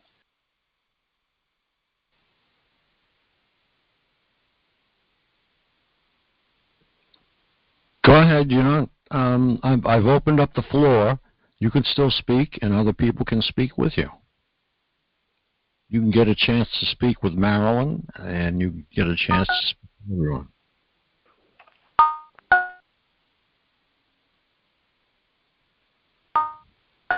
Hello? Are you still with us? Yeah, she's still there. But she just dropped off the screen. All right, she'll be back. Hello? Can you hear me? Yes. Hello? Oh, hi. Yes. Okay. I didn't know I had to hit *6, so I'm sorry. Okay. Yes. Great. I'm sorry, Frank. We're not in Q&A mode anymore, so the floor is open. Okay. Okay. So, so like all of you, they have a thing about cutting and sawing every part of me. They drop, it feels like very fine needles through my skull nonstop, and it drops in a pattern. And I have what feels like 3 metal balls that move in my skull nonstop, and they move them up and down to the sides. So if I were to look down, like to look at the phone, those metal balls go to the front of my forehead. And if I look up, those metal balls go down into my neck and down into the base of my spine. If I were to turn my head to the right, it goes down towards my ear. So there's like 3. So there's some kind of implants. Why don't you get some input from some other TIs? Okay, they're Sure. all here. I would love that. Love that.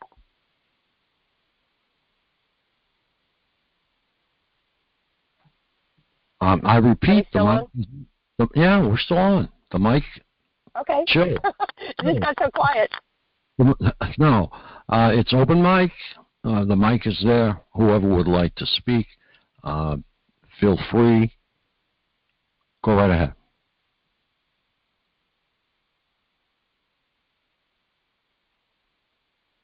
Anybody? I guess they were all bored with me. Well, if you'd like to unmute, hit *6. If you'd like to mute, hit *6. So there may be a lot of callers muted who do not know how to unmute. Hit *6. Yeah. A lot of people just want to hear and listen in. See, like right there, I cut that lady off. Go ahead. That's okay. I just want to know what caused all your targeting, you think. I think I might have missed what you said. Well, to this day, I don't really know.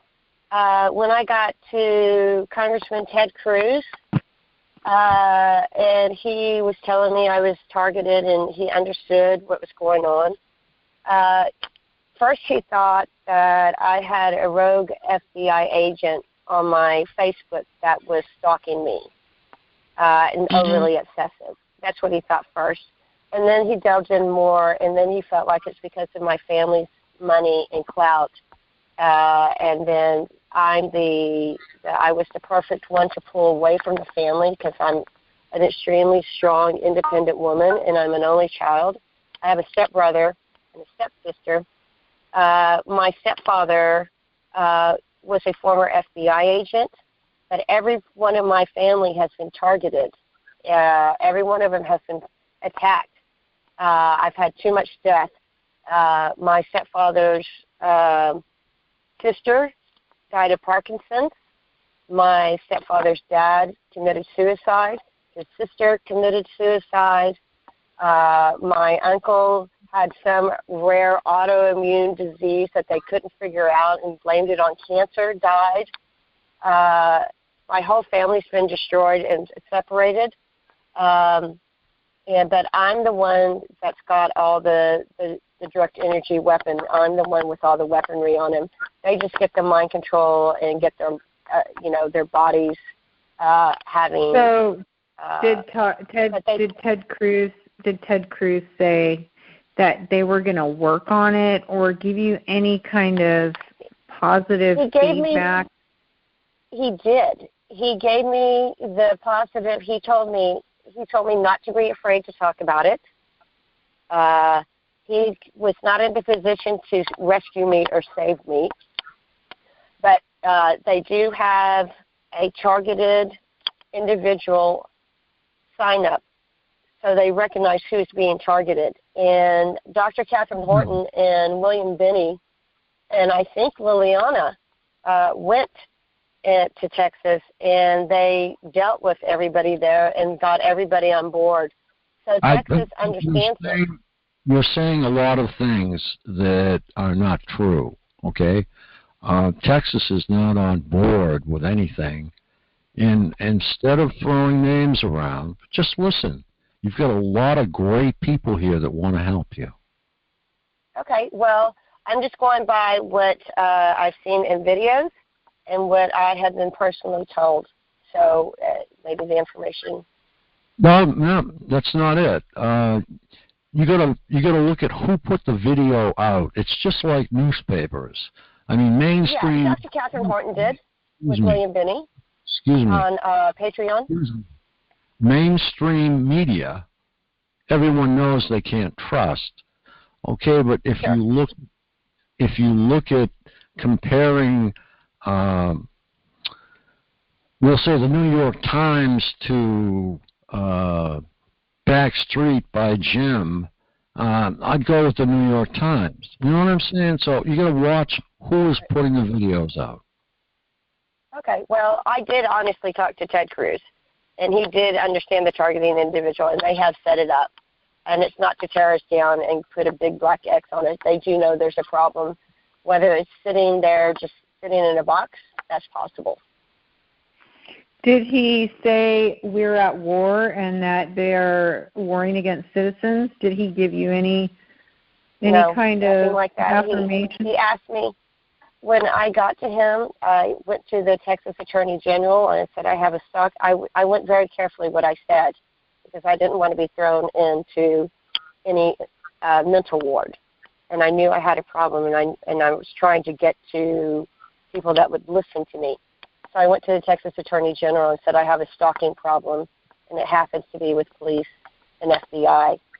What do I do to get it corrected? I said I have no one to turn to trust. And then that's when she got me, and she said she was great. She said, we can actually get money for being stalked. I have not gotten it. I have not been able to apply for it yet. But just because I'm constantly fighting just to get my darn shoes on. Okay, but where would that money come from if that is the truth? Where do you think that the money would be coming from?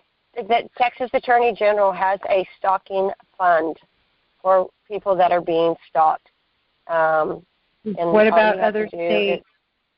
What about other states? Honestly, I'm not aware of. I'm not for sure. I've been stalked through and gang stalked through Colorado, Illinois, Missouri, Louisiana. Okay, Katie, there's a big difference between gang stalking and stalking. A lot of people don't differentiate, but if there's a stalking bill, it doesn't mean they have recognized targeting. Right. And I'm not saying it's one and the same, but that's how I got to Ted Cruz. I went in very carefully saying I was stalked, and I said I'm being stalked by policemen and FBI agents. How do I get it fixed so that it can stop? I did not use the word gang stalk because I would have, been turned away, and they listened to me. And then they got me to Ted Cruz. And then Ted Cruz was the one that opened the door about targeting individuals. Why do you use organized stalking instead of gang stalking? Organized. Okay. Yeah, that's true. That's a good thing. Thank you. I like that. I like that very much. I'll be sure to use that.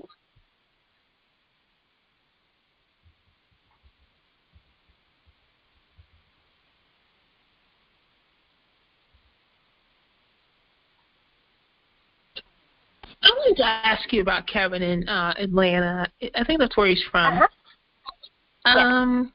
Do you believe, because I know sometimes that we're paranoid, and I've made several mistakes about who it was and who was involved. I made mistakes about neighbors. I am willing to accept those mistakes. I've made amends with, I've told my neighbors that I apologize for, acting out with you.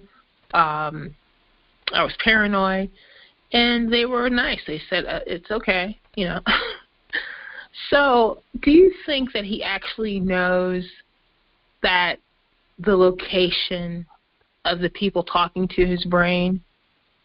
Or no, I love Kevin very much, and he's going through so much. What I've gone through, he's like a year behind me, and he's like one of the closest things to when I was talking about being a video game. What happens with Kevin is I don't think he really understands the big picture. He understands the technology. He knows a lot, but he still hasn't embraced that there's more military involved on him, and that he still has his little thugs as part of the broadcast. But he definitely has everything that we have, and he just doesn't realize that that is the military aspect of it. He doesn't really buy into that when it actually is. So he just thinks it's his little Howard Circle gang, and it is bigger than that, because when I did my interview with him over a year ago, we got to chat offline. And I said, you need to understand there's a little more to this. What you're going through, I went through a year ago, and my group is part of your group. And he understands that the EMF broadcasts, they all click on and switch off, as we know, and they can all link in together as one big group. No, they can't. No, they can't. They're sworn. The perps have one thing in common. They all preserve their anonymity, okay? They cannot give their names to anyone because they can't trust their own kind, okay? So perps don't communicate. I don't care what you say. They don't, and they won't. Well, his group, they have their little headsets, and they're like a little group that hang out together. They don't communicate together. I'm telling you that right now. They don't. And I'll tell you why. if there's a group, that would be great. if there's a group of perps, okay, and they're all together, they're all afraid one's going to roll on the other, okay? So which they will. They will. Excuse me. So they don't give out their names. They don't share numbers. They don't share anything like that. Time to listen. Okay. Okay, I'm listening. I'm listening. They preserve their anonymity by not giving out anything. Got it? Right, I got it. Okay.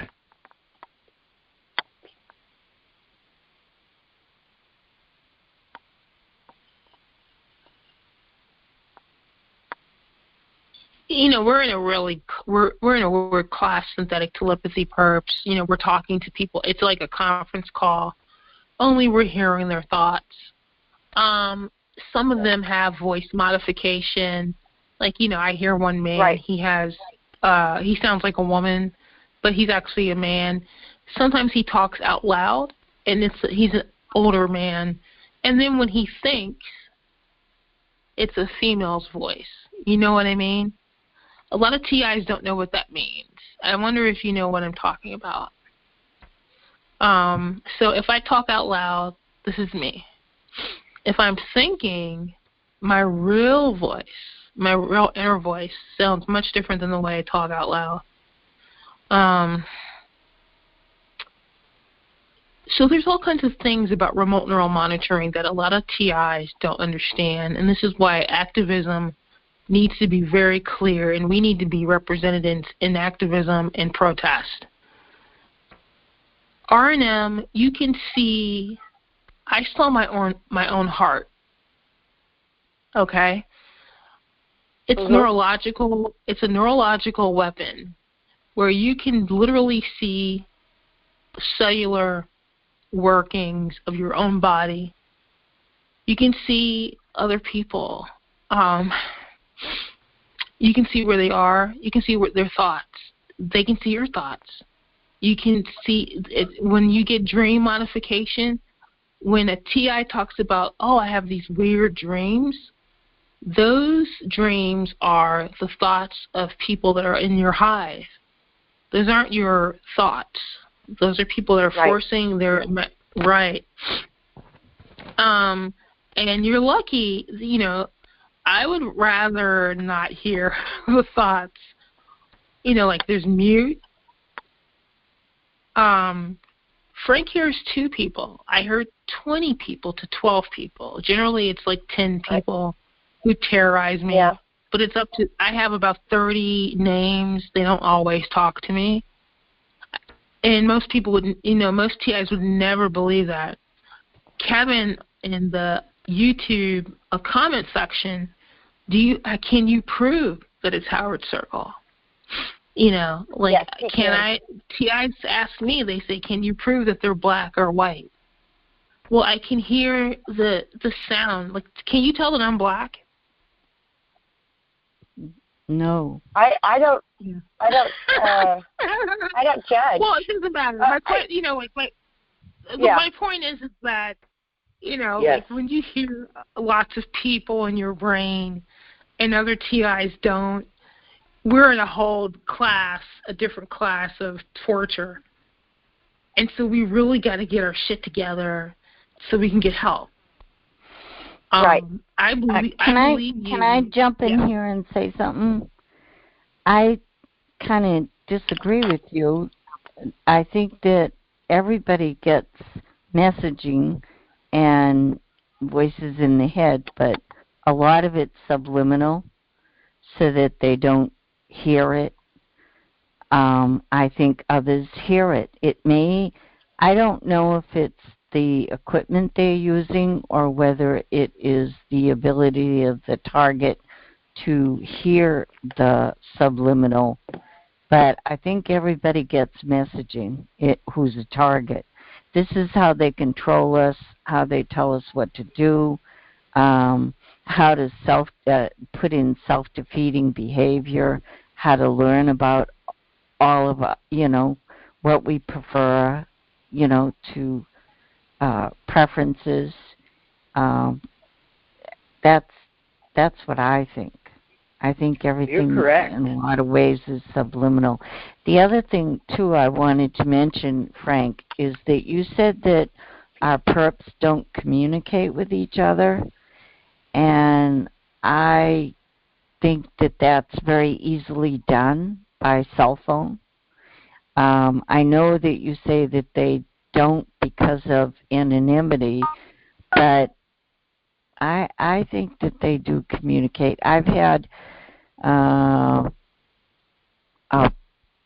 target who is in California, and we would be discussing things in one of the calls, and she would trigger me with only triggers that I knew that my perps were doing it to me just prior to here.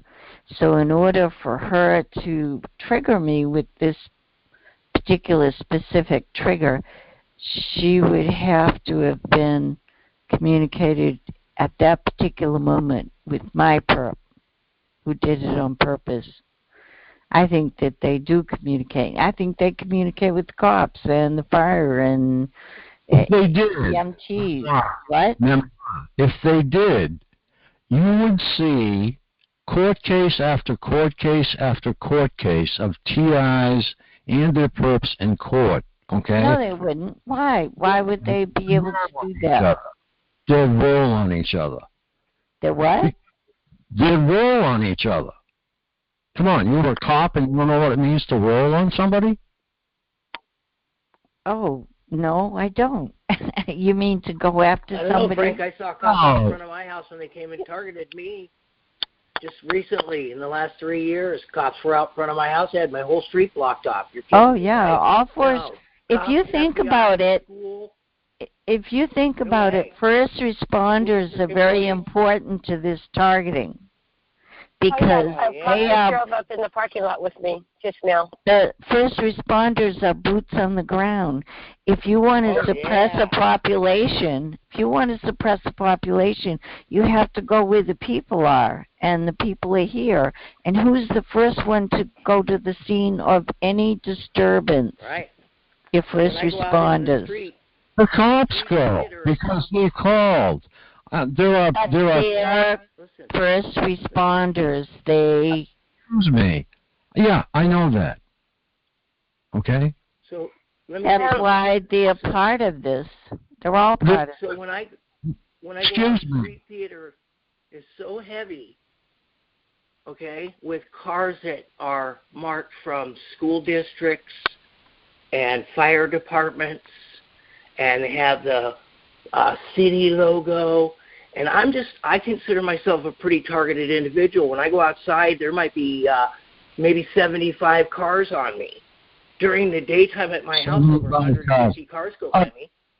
All right, let me get something out there. But they're all city cars and people from city and police department. Like I said, when I was first targeted, I watched the policemen block the street off. There are people in your building, okay, who aren't targeted, and they aren't perps, but they see you acting a little weird, or they think you're a little weird, so they mark you, and they call the cops every time you make a wrong move. I know of one guy, we all know him, and he got into a land dispute, and he went outside and started yelling, and what happened? He got canned. Okay, well, this has almost happened to Katie. I said, Katie, the first thing you want to do is not do that. Don't go outside and start yelling, because they'll start marking you in the neighborhood and start calling the cops on you. And much worse, they'll start coming and trying to throw you into the nut house. Okay, so they've already done that, and There's always a cop within. Well, there's always a cop. They're supposed to be there. Yeah, a cop is already pulled up in the city. Sitting across from me. One thing I did want to share. I do think one thing I do want to share, and I think that my perps do somehow communicate because they get into any organization that I've worked for, any company I work for. They hack into their system. Like right now, I work for an optometrist, and they're hacking into the system, and they're stealing the insurance money. So there's got to be some kind of communication, and they use the phones at work to, like, they'll bombard the phones with, and it'll be a girl call. What time are you opened? Oh, okay.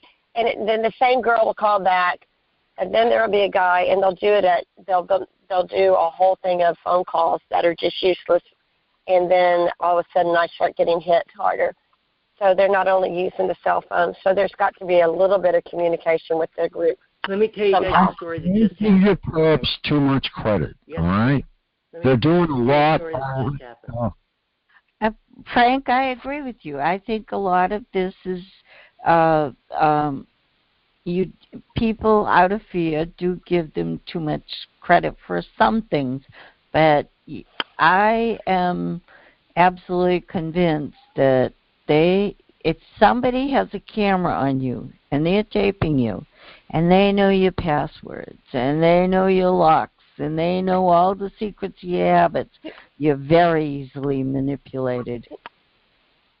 Yeah. Oh, yeah, through anger. They know we're pissed off. So this is what I'm telling you.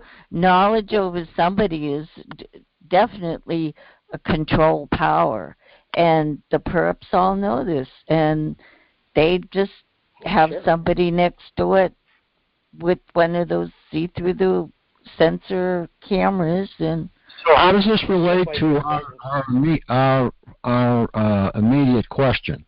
Well, because you're saying that exactly that the perps you're giving them too much credit.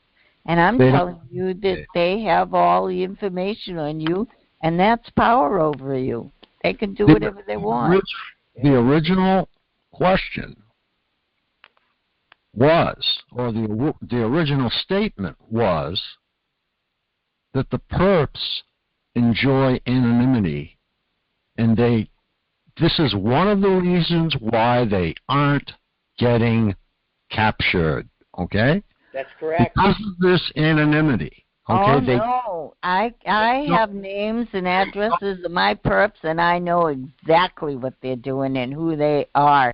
And you still go to the police, and they blow you off. They don't want nothing to do with it. It's a Fed program. The Feds have told them it isn't their jurisdiction.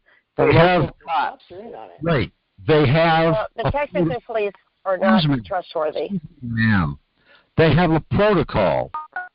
When they hear the word targeted individual, they call the men with the white coats, okay? Right. So, all right. So, if when the white coats come, all right, the people of the state hospital, the police are required to make a visit as well to make sure everything is handled properly. Okay?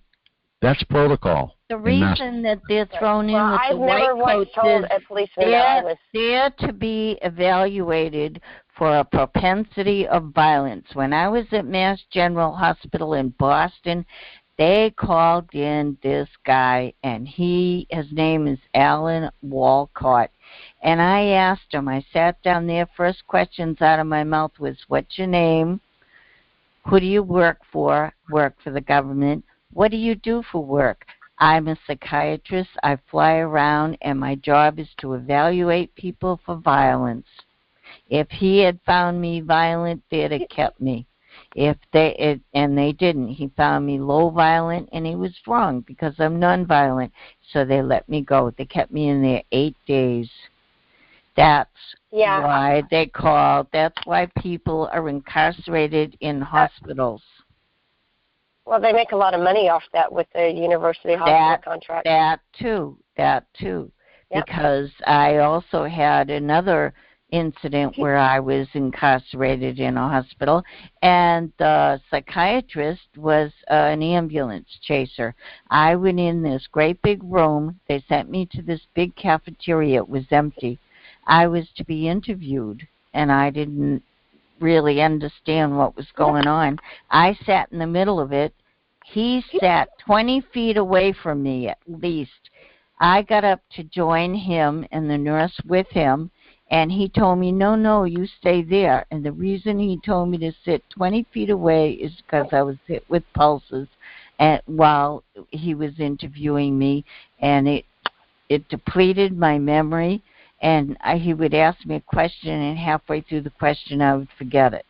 And he looked at the nurse, and I remember him saying to her, see, that's part of the syndrome.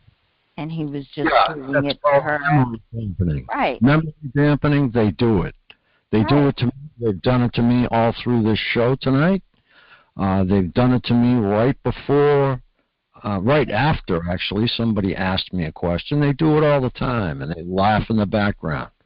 But, Katie, you need to do a lot of listening to people like myself and Memoir and a lot of other people on this call, like Marilyn, and you should get in touch with Marilyn and talk with her, and she'll tell you,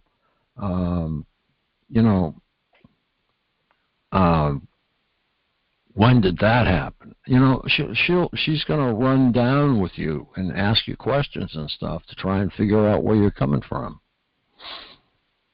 I would love that. You haven't been vetted yet. You follow me? We don't know you. Yeah. Right. No, of course you don't know me. No, of course. So I want you to earn my trust and know me inside out, and know that I would help each and every one of you in any way I possibly can. I will give you a reason for that, and we've had several, the last of which was terrible, and that is people that work their way into our community, gain our trust, and then start trying to split up the community by going after people like Ella, myself, Midge Mathis, Neil, Chevrolet. I have to say, if it hadn't been for you guys, I wouldn't be alive right now, honestly. I know, I'm not done speaking. So that's why we vet people now, and we have somebody speak with you to find out, hey, where you come from. And I've spoken with you, and we're learning. Can I say something? I would love that. I would love that. Yes. There's a woman in the chat who said something about we're not special and get over it. And she feels that they're stupid. And a lot of people have said this to me in the past. Why would they go after you? You're not special. And that's true. And I have long thought, because of the past 24 years, why haven't they let me go? They've got all the information from me, about me, and they already have all this information. So why not let me go? And what I've discovered is that I'm not going to be alone. Everybody else is going to join me. And my life that has been controlled, manipulated, destroyed, and ruined is going to be everybody else's life. And that's where it's going. This is Agenda 21. They're addicted to it. What? They're addicted to it. What? They're addicted to it. Can't you see it? Well, they're being paid for it, but still, it's not...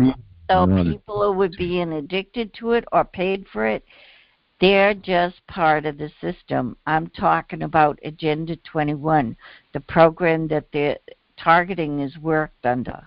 This is all part of it. This is all part of control. Agenda 21. Okay, the UN supports Agenda 21, and the United States doesn't support it. So what do you say to that? Because it's here. It's in my town. They are utilizing it. It's commissions. Look at Pelosi. Pelosi just pulled an Agenda 21. The Republicans who go to the White House, who go to Congress, that don't go through the metal detectors are being fined $5,000 to $10,000 per day if they don't do it. That's Agenda 21. What about the Democrats? But what I'm saying is that it's everywhere. They're going to use commissions and they're going to use fines. If you don't comply, they'll fine you. And in that way, they'll control you because you will fail. You will fail to meet all these commission rules and regulations. They haven't, they're taking houses, but they're not taking it in the way Agenda 21 says. They're taking houses because people don't have the money to pay for them. The government wants control of all land, all water, and all air, all food supply. Yeah, they'll let you live in this house, It's not your land. So if you go to the UK, you've got the Lords. No one owns their house in England. No one. It's owned by the Lords. You pay rent. So Agenda 21 hit there about 300 or 400 years ago. Well, evidently they must like it because it's going on here. You should see the building going on in my town. It's incredible, stack and packs. And what they're doing is that they're putting, I live on the seacoast. They're moving everybody to the coast. They're emptying the middle of the country out. This is slow-mo, Frank, so that people don't see it unless you know what they're talking about, what they're doing, and what to look for. You know that that's what targeting is all about, too. They do it subliminally. They do it slow-mo. They also do it because they are addicted to it. They can't... It's more than that. It's more than that. Yeah. All right. Well, they're addicted. These two clowns here are addicted to it, and they even admit it. So take it from there. Okay? I agree. They can be addicted to it, but what's higher than that? Okay. They're working on their own? Are they working on their own? Are they being paid by somebody to do this, or just that? You realize that many of the perps out there are rogue perps who just happened to run into this website. I agree. I agree with you. I think a lot of perps are on their own. So you have the rogue perps, you have sector perps, higher sector like corporations and whatnot. Right. You have black market, you have mobs. So you don't have any one particular group. But if there's no group and they're rogue perps, they don't have what? Any discipline. So they stay on this machine for a week. And they say, oh, well, I've had enough of this. And then they say, well, why don't I go get on and see what Memoir's doing? So it gets to be a habit. If your kid comes home from school, when your children come home from school, they're only allowed so much time on the computer, or else they get, what? Addicted to it. And they had to let out the size of the pants for the Navy. You know why? Because everybody that's entering the Navy, for the most part, has bigger asses now. Do you know why? Because they've been sitting on their backsides playing video games in front of the computer. I'm sorry, that's the way it is. I agree. But there is an element that is a community-based agents that are hired by the government to do a lot of this targeting. Most of the targeting is through government and corporations and security companies. You know that. Rogue elements are not as... If these guys are addicted to it, are they being paid for it? Do you know if they're being paid for it? Do you know if they're affiliated with someone? Most of these people are quadriplegics, paraplegics, stuck in wheelchairs, shut-ins with nothing to do. The key phrase is nothing to do. So you don't think the government's behind it? Wait, don't interrupt. The other side of the coin is this. Everybody who works every day and they are really working a hot job don't get targeted as much because they have something to do. The perps like it when you have nothing to do and you're hanging around and they can watch you. It's very difficult for them to watch you everywhere. They may think it's as easy or make you think it's as easy, but it isn't. It's a whole different area. That's why you're a target. You're targeted. You're on a list. They know where you are. They know what you do. They know everything. I'm not saying that my perp is here 24/7 in a lot of days. Sometimes they give me a break. But I got a lot of drive-thrus. I've always gotten a lot of drive-thrus. And they'll pulse me, and then they'll make a circuit, come back, usually two at a time, and then they'll pulse me again. They come back. I haven't had a break, Memoir, in over 9 years. Anniversary last October.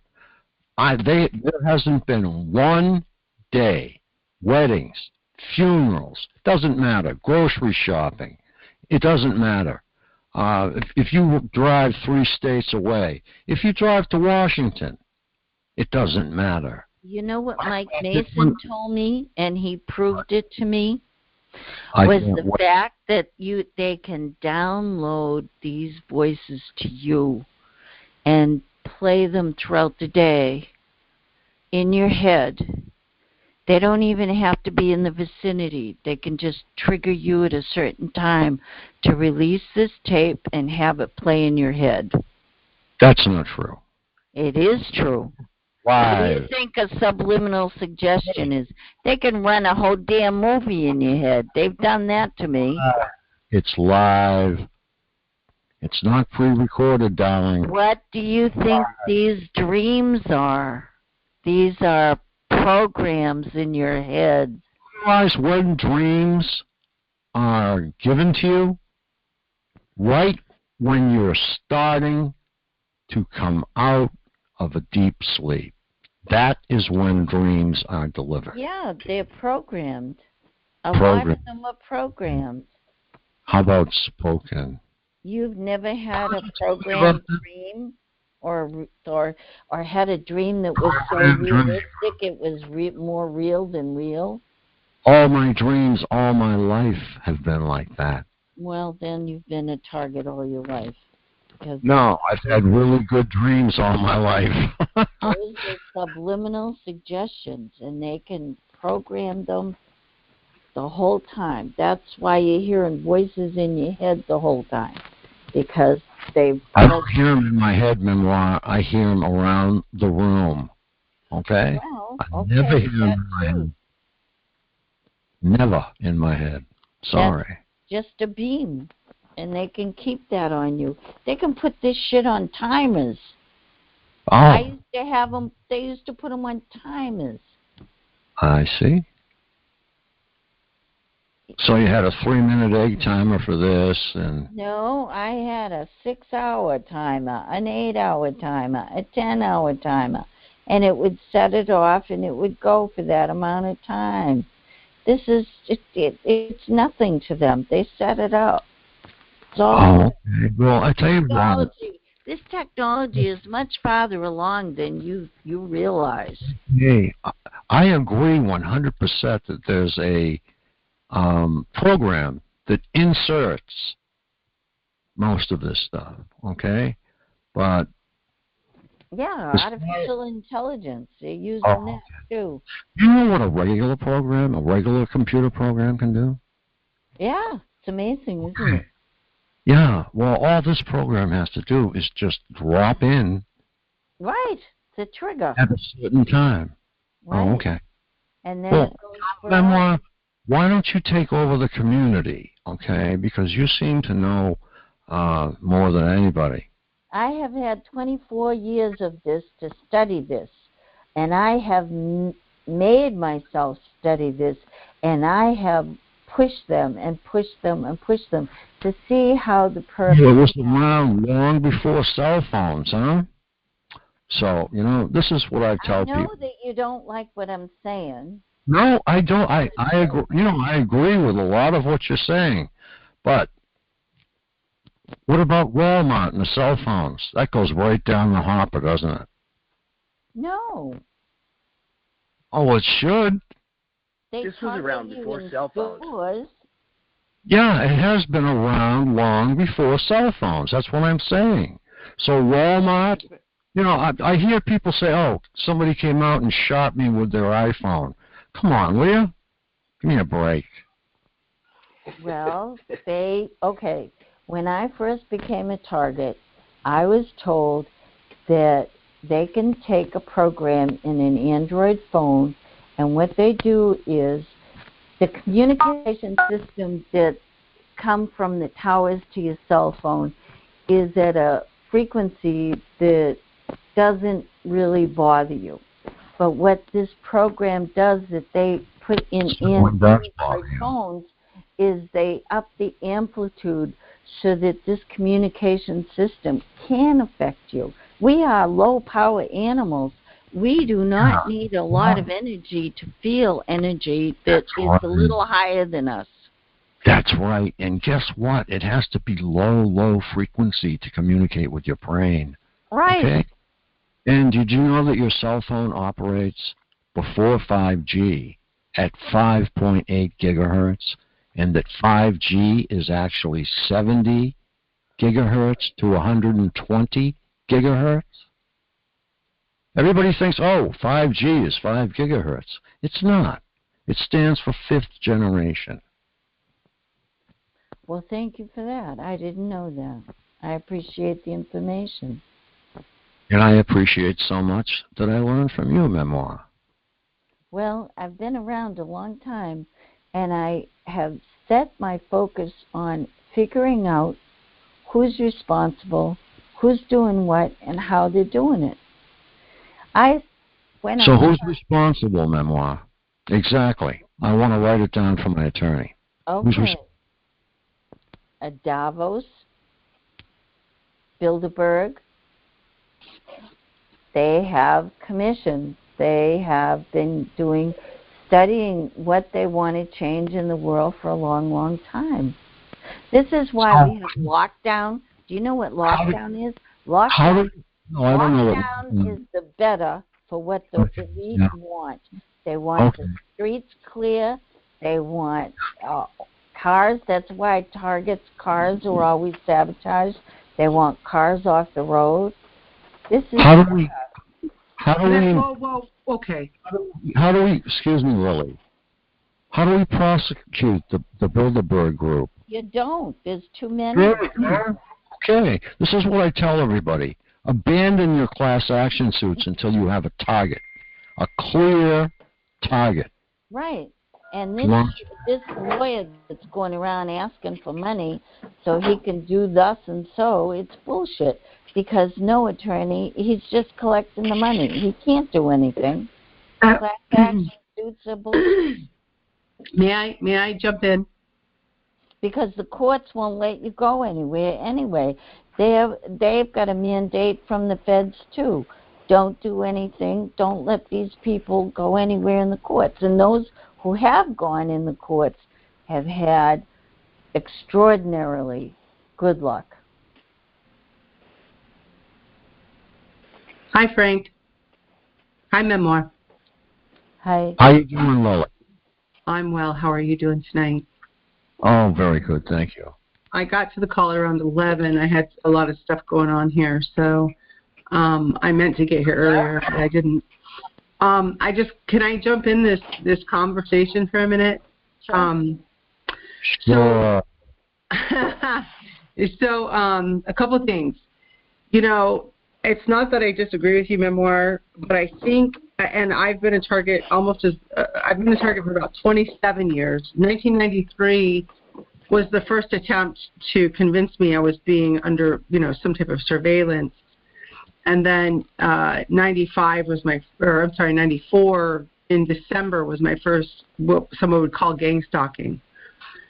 So I've been doing this a long, long time. And I as well I've had a long time to study what was happening to me, but I couldn't bridge the gap between how they were doing it, why they were doing it, who was doing it, those things. But I studied, I'm good with pattern and stuff, so I studied what they were doing, and I knew it was nefarious, obviously. There had to be something much larger. What's your point?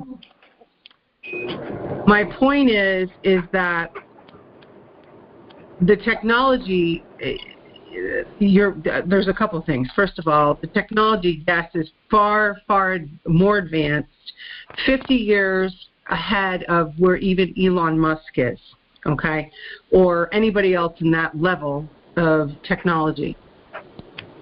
So they're about 50 years ahead easily. And correct. I agree. So where we all kind of disagree, but yet we agree, is we can agree that this is bigger than all of us probably understand, okay? But if we have to keep it in perspective, and where I disagree is that what they're doing to us is to make a difference in what they want to do to everybody. So in other words, if they're targeting your car, it's not necessarily because they want to target everybody's cars and get them off the road. It's more along the lines of they're targeting your car to either aggravate you, piss you off, change your brain frequency so they can work on they stress you out to work on your brain. Wait a minute. Let me finish before you interrupt me. No, I don't. It's not an interruption. It's just that there are 3 reasons why they target your car. Number 1, they want you to use public transit. Okay. Because that's now wait a minute. That's supporting the public transit system, and it's also getting people out of their cars.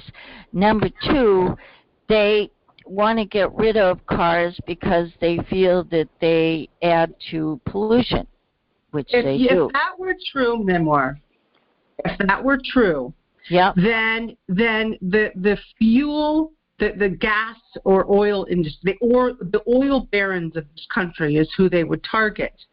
Not a handful of people in the country, because I either have an SUV in my driveway, which is a gas guzzler. It doesn't make sense. Now, hold on, let me finish. So they would go after they would definitely work harder at implementing electric cars. That's naturally happening on its own here and there. We've got several, of these companies that have decided to make electric cars. Terrific. Okay? So really what I wanted, there's 2 things. It incites a lot of fear when we go too far down the Agenda 2030 road. Okay? You are sidetracking what is happening to us when you go too far. Now, just wait a minute. The reason what's happening to us is because of Agenda 2130. Okay. Now, hold on. Just hold on with that idea. I'm not disagreeing that Agenda 2030 is part of what is definitely happening. Right. But what they're doing with us is the United States government has this weapon systems, and it is the biggest, as we know, covert, hidden secrecy, whatever you want to call it, program. And now directed energy weapons are different from neurological weapons systems. There's a difference. I think it's the same. So, well, I happen to know that neurological guy I'm talking. They use the communication system as it's multitasking. They the use communication system as such as 4G and 5G. 4G and 5G is what that is happening is that is going to boost their ability, okay, to reach all kinds of people in all parts of the world at the same time. It boosts their ability.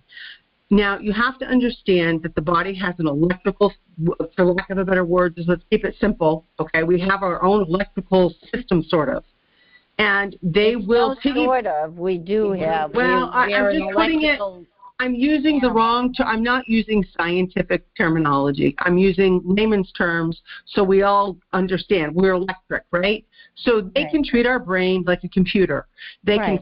They take their electrical, frequencies, and they jump into our brains, and they treat our brains like an old-fashioned television tube. Remember the old school TVs with the transistors or the receivers or whatever? That's what they're using our brain for that. Now, why they're messing with us so violently, and then they do the sexual assault on the other end, okay, is they're doing the brain splitting, and they are they want to do good versus evil, and they do the torture because it changes your brain frequency. Their goal right now is to do pocketed, if you will, experiments, all kinds of research and development. It's been going on since probably organized with the microwave technology, probably since in large groups since the 60s. In small groups, but much larger, probably by 1976. And then from there it jumped by years as the technology changed. Now, all of us are recipients of experiments, okay, with the long-term goal of this weapon system, neurological weapon systems, to be used by each government that holds the power that has this technology, because they're going to have to. They signed on to Agenda 2030. They have pledged their loyalty to the United Nations. The United States, first of all, the United States started the United Nations. That was the United States' idea. And they started the UN. The UN has actually been in power since 1945. And you have to remember that just because the United Nations hasn't had its claws completely in the U.S., it has. It's influenced the U.S. Now, wait a minute. Let me finish. Covertly. The U.S. pays 75% of the UN's salaries. You're not telling me that they're not going to do what the United States says that they want them to do. To a certain extent, but that's going to be operating. That's operating much more in the intelligence levels than it is direct government. It's influence. It's not direct. In other parts of the world, the United Nations has a much more direct influence. Yeah. Okay, that's why we as Americans are starting to go, what's going on here? Well, the United Nations is gaining more momentum from within, which has given rise to the deep state concept, okay? So that being said, long-term goal, which is what was in play with these with this development of these technologies. I mean, just imagine if you have the CIA is what the CIA is, and they discover that they can not only learn how to read minds, but control minds. They're going to bury this so deep and so far away from anybody, and they're going to have it in the hands of very few, although the Chinese obviously have done the same thing, and so have the Russians, it leaks out where we find out, the Russians were blasting the embassy in the 60s, the American embassy, and all this stuff. We find out those stories, but in Cuba and so on and so forth more recently, the CIA agents in Australia and the other guys in Moscow, the other CIA agents that just recently came forward in Moscow. So what are you telling me, the CIA, that they don't use mind control on targets? That just the CIA has this hidden away? So what has happened is government agents. There's different compartments of people that have this technology. You're not telling me anything I don't know. I'm not necessarily talking just to you. I'm talking to everybody else who's listening. Oh, I thought we were having a discussion. We are having a discussion, but you have to be careful because we're still in the develop. We are still in the I'm not trying to lecture you. We are in the developmental stage of these neuroweapon systems. That's why we're targeted. They've been developed for a long time. They are advancing.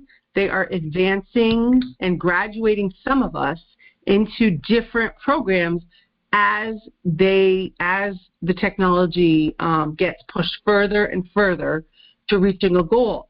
So now they're starting to hive people.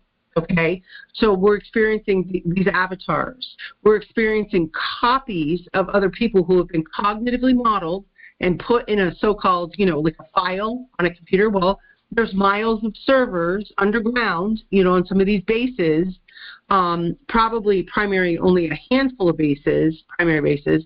And, we each have a copy. And I'm guessing that there's a copy of us somewhere in America, and there's a copy of us somewhere in a Maine that's probably a backup system. So then what they'll do is they'll hive us with other people that are really just copies of that person. That's what that is. So if you're experiencing some of the types of torture that include extreme sleep deprivation and extreme, torturous, stressful situations. Those are classic military tactics to stress out your mind, to change your brain waves, to make you vulnerable, submissive to them so that they can work on your brain. So, and then they'll do the good versus evil, and then they'll sexually assault you. Now, why they choose us, some of it's random, and some of it is because you have certain traits or skill or a skill set or a personality type that they're really interested in working with. Some people have the ability to tap into the supernatural, they think. If you tend to be empathic, that's what that has leanings towards. Some of you are really good at problem solving, so they like those. They want to see how your brain makes decisions. They want to see how your brain solves problems. You know what else they want to know? They want to know if the body has a soul, if people have a soul. So they went into hospitals where people were dying in rest homes, and they used remote neural monitoring on them to see if the soul left the body. Well, they didn't discover it, so what the next thing they did was they fluorescent the person. They put fluorescent in the person. They have that ability. They did this back in the 90s. They put a fluorescent gene in a cat and one in a rabbit. And anyway, they wanted to see if they could fluorescent the soul, that maybe it was invisible and they couldn't see it like this stupid virus is invisible, just like frequencies are invisible. And they didn't see that either. No fluorescence. Well, so they're doing, yes. And we know that the CIA is deeply interested in occultist-like experiments, thinking, They also This goes beyond the CIA. This goes beyond the FBI. They're only foot soldiers, This goes way up. Actually, DARPA. This goes way up. DARPA and IARPA, okay? The science groups, the military owns the equipment, so to speak, with these agencies, and they all work together to say, okay, the military wants this and this and this, so they can, silence opposers, or they can, they want all this control over populations. Science says, well, we've got our own agenda but we won't necessarily tell the military, right? We have our own agendas because we're really concerned that the Earth is at a tipping point, as we heard in the 1980s, and that where they all went ballistic because of global warming. So they're all like, we have to start being more concerned about population growth and Nobody was paying attention to the scientists. Life went on. Cars and fossil fuels and all the smog and blah, blah, blah, blah, blah. Nobody would pay attention to the scientists. So I really believe that there's a big, big undercurrent of the scientists that are in control of developing these neuroweapon systems for the governments and for the military. They have their own agenda. Don't think they don't. Transhumanism is a type of agenda and philosophy that is deeply embedded in this stuff. So what they want to achieve through much violence and desolation and tearing up people is to be able to swoop down and say they're going to save the day with this rollout of these neuroweapon systems eventually. Even my work. Huh? Nothing. Never mind. I've been reading your work. Well, this is what they're ultimately doing, but we're not in the early phases. Okay, I'm not saying that. What I'm saying is that we have enough hysteria and difficulty as it is with this stuff, right? We don't need to. So they're not trying to kill us.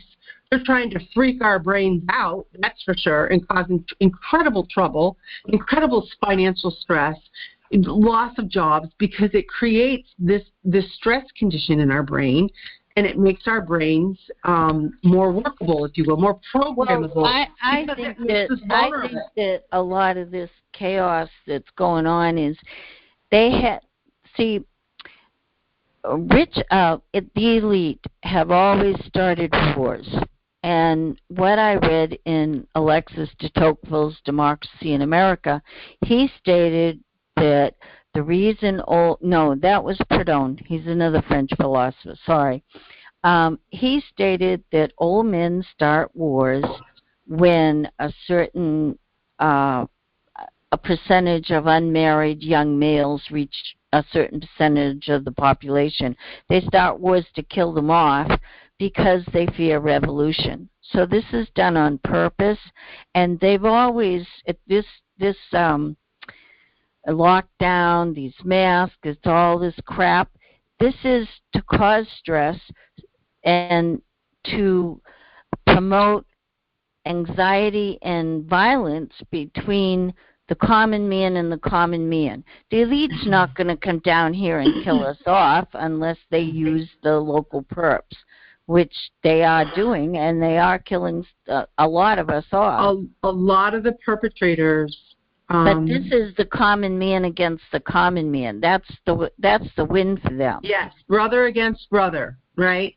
They're doing that for a reason, and they want depopulation. Wait a minute. That's what AI, artificial intelligence, told them how to solve the problem for this green movement, this global, environmental movement, is deep sustainability. Sustainability for the environment. Sustainability for the environment equals depopulation. Okay. And that's what it does. That is the insidious long-term goal of the United Nations. Right. Which the United Nations, remember, the United Nations has the United States there in on this. So there's a group of people from the United States that works within the United Nations. You've got to remember that, which therefore is why, we're experiencing all of this, because they have to answer to the UN to reach certain goals. That being said, we are all victims, though, of the United States government doing this to us so that they know how to control the demographic of the American people. And with all different kinds of tests, all different kinds of modalities, all different kinds of whatever you want to call it, but they kind of siphon off the data from each one of our experiences. And they also are making cognitive copies of who we are. So there's a duplicate of probably most people already, but for the targets, we are experimented on, obviously. That's what this is about for us. And a lot of it has to do is you have to keep it in perspective, that it's an experiment on your mind to see how they can get you to function and what choices you make. They want to see how they can wreck religion. That's a big agenda issue for the United Nations, is they want to end all religion. eventually.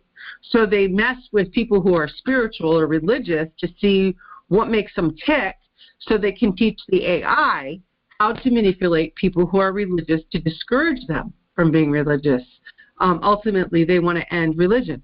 So, well, they want to make the state the religion, like China does. They want to make the AI the religion. So no, the AI will listen to your prayers. They want to make the global let me finish. State AI. The AI will listen to your prayers, and it will maneuver things in your life to make those prayers come true. If you're going to need a loan for a car, you pray to God, please, God, help me get this loan, and you meet their criteria, okay, the AI will make sure you get that loan. Did you ever notice the tracking cookies? You giggle, but did you ever notice the tracking cookies not only on your computer, but has anybody had the experience of having your own personal experience of having cookies of things you've just thought about? All of a sudden they're showing up in your newsfeed. If you've been having advanced stages of avatars or that type of communication, all of a sudden you're looking at the things on your computer that you're like, oh my gosh, I was just thinking I needed that, or I was needing that. So don't giggle, because that's part of what this is. When it comes into the advertising, if you will, or the people who pay monies to find out, your opinion on a certain product, it all tied together. They're basically tying us in to the Internet of all things, ultimately, because the AI is going to be a god for everybody, in a sense that it's going to answer your needs, your so-called prayers, but it's to appease the people. And they're definitely going to cause, more problems for sure before it gets to the point where they're going to say, ooh, look at we've done these terrific things for humanity. And we're the victims of it. We're the victims of the research and the development to get it to that point, is what I'm trying to say. So once they have the AI system up and running, and they've got everybody copied, which is going to happen eventually. Not everybody's going to be a target, because guess what? Deepak Chopra and the Dalai Lama are just two people, for example, that were recently cognitively modeled, cloned into an AI system, and they were not tortured to get them into that AI system. Now, they learned how to clone, Deepak and the Dalai Lama, however it is they learned how to do that, right? Most likely on us, practicing on us, by first reading our brain waves in the early 90s and getting it downloaded onto computers or whatnot, okay? So we have been the guinea pigs for that achievement, and that's the point I'm trying to make. So we are still in a research and development phase, even though it's far advanced. Now, the long-term goal is going to be that each government, so China experiments on Chinese, Russian on Russians, Americans on Americans, and they want to confuse everybody and say, well, the CIA is saying, no, it's the Russians, or we suspect it's China because, the economics and the politics behind it all. So my point is that they are all members of the United Nations. So they're going to have to answer to how this is working, how this is going to run, so on and so forth. And that is I really believe that is what's happening. And we are on the front lines of being experimented on for the purpose. Long term, it's going to be the United Nations, which is all, part of this country. And then to start implementing slowly their agenda even further. And you're seeing, yes, Memar, we are seeing, the results of the initiative to push sustainable living that started in the 1970s, all the permitting that went ballistic starting a lot in the 90s, especially where I live, and all of the, there's a lot of different Act 250, there's all these different permit processes for building and, urban sprawl and all those sustainable living issues. And, yep, we're seeing that all happening. But, it's with the goal in mind. It's about energy. Hi, Sumaya. Hi. How are you? It's about energy. I think they've got the brain mapped and the neuroscience and all that's still going. The contracts, are traded.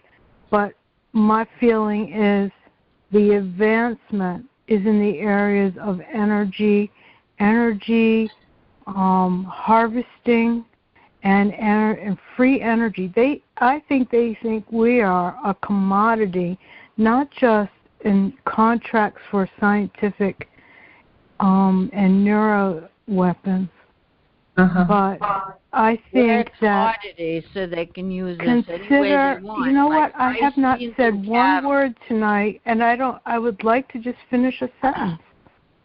You can. You have. Let her speak just more. Started. Please let her speak more. I really enjoy it when Sue speaks. Thank you, well, Lily. The reason they and I agree with what both of you are saying, but there is another level. Like rice, beans, and cattle. Okay, let her speak, Memoir. Hold on. Please. Memoir is not going to let me speak.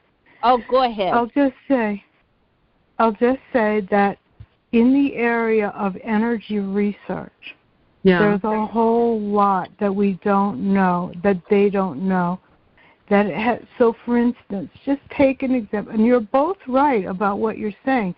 It's operating in the Bilderberg levels, and it's operating in the UN, and it's operating in the sciences, and all of that is still true.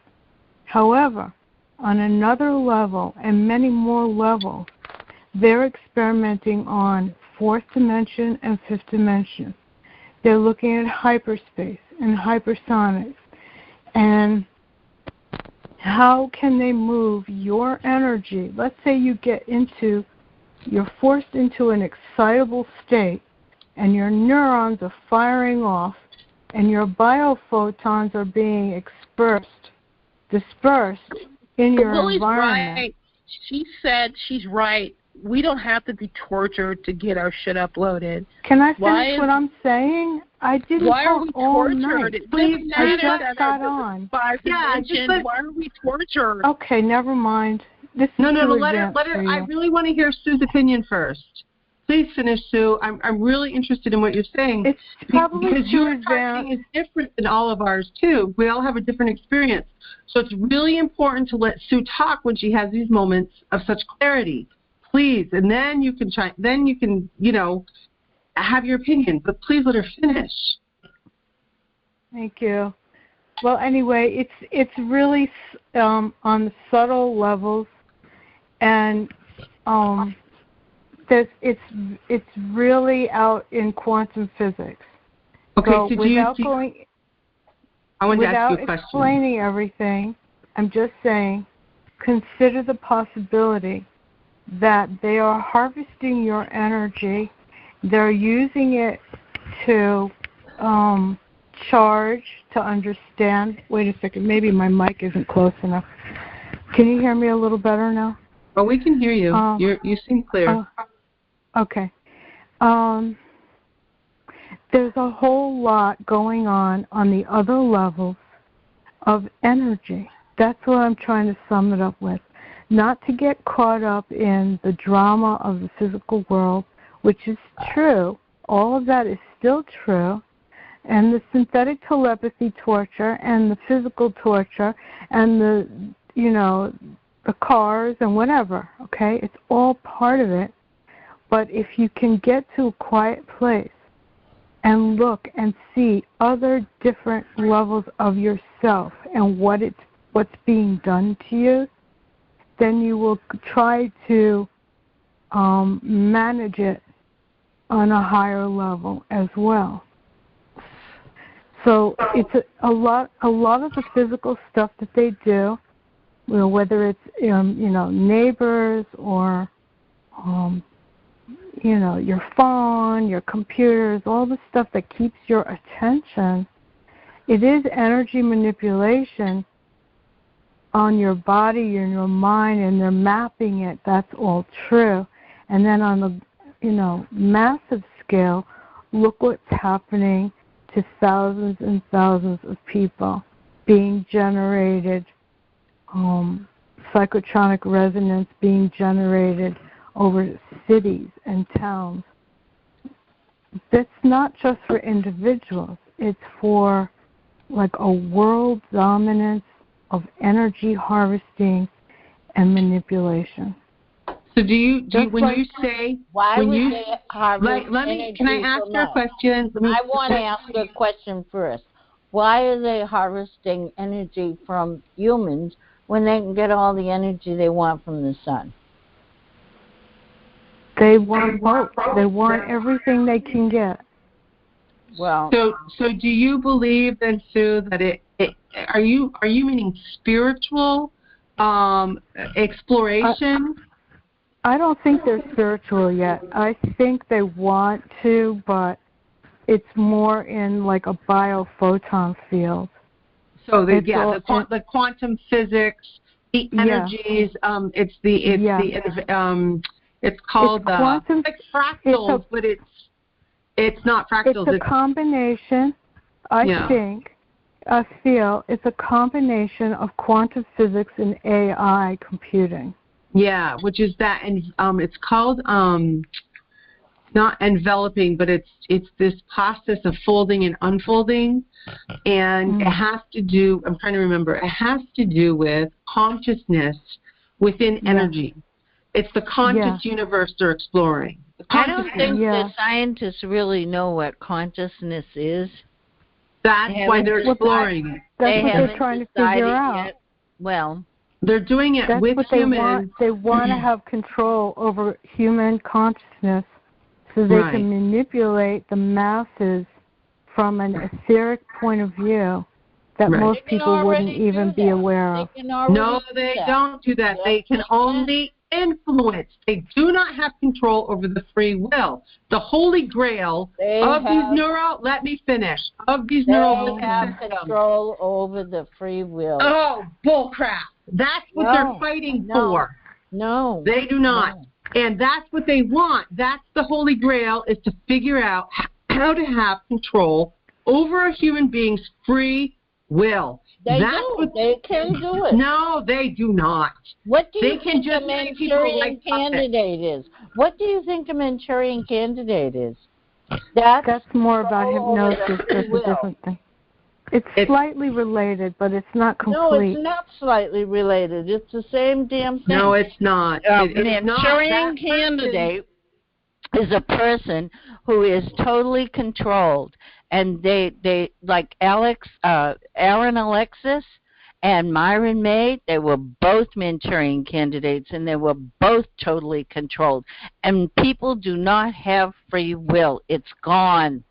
That's not true, because not everybody. Your imagination. That's not true. I'm not going to expound on what my targeting was. Their goal was. Their goal at first with me was to have a different trajectory for me, and I refused.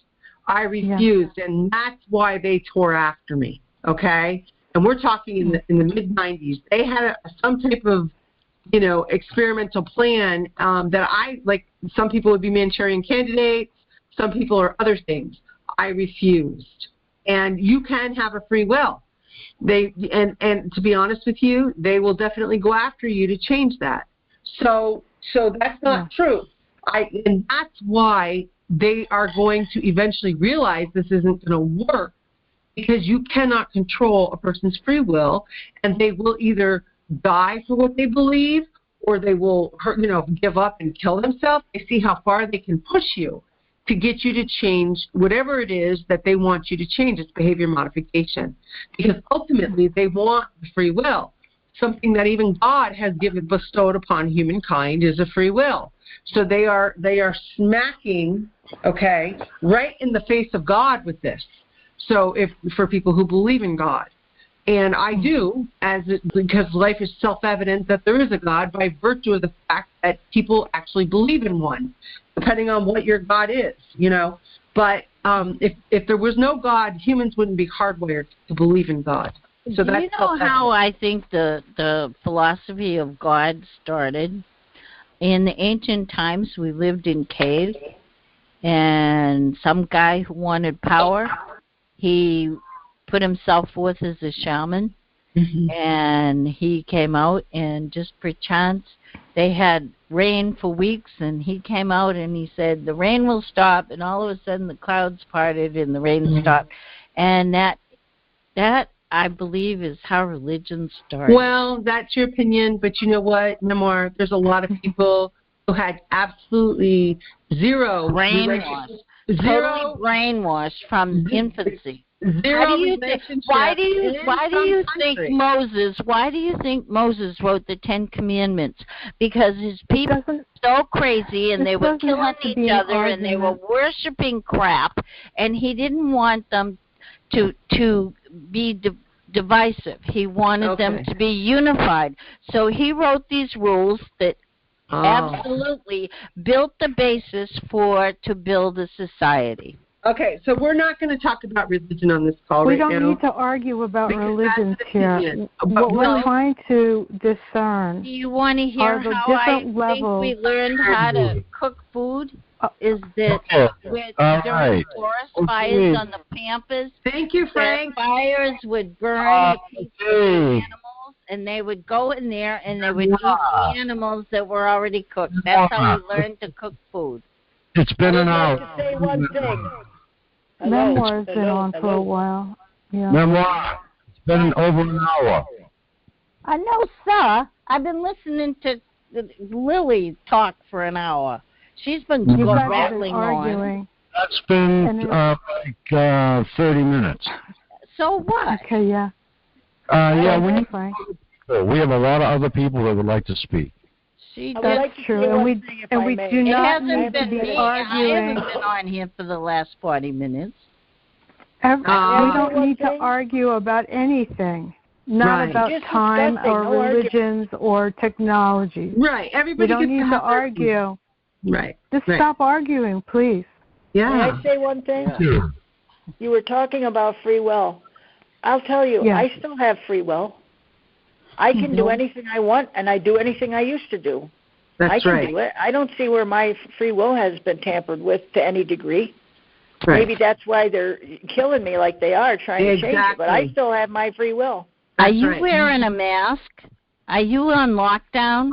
You know what, Memoir? I'm wearing a mask because I have respect for other humans. If there is a 1.1% chance that my wearing a mask is going to help my neighbor, I don't care what science says. It's common sense of droplets.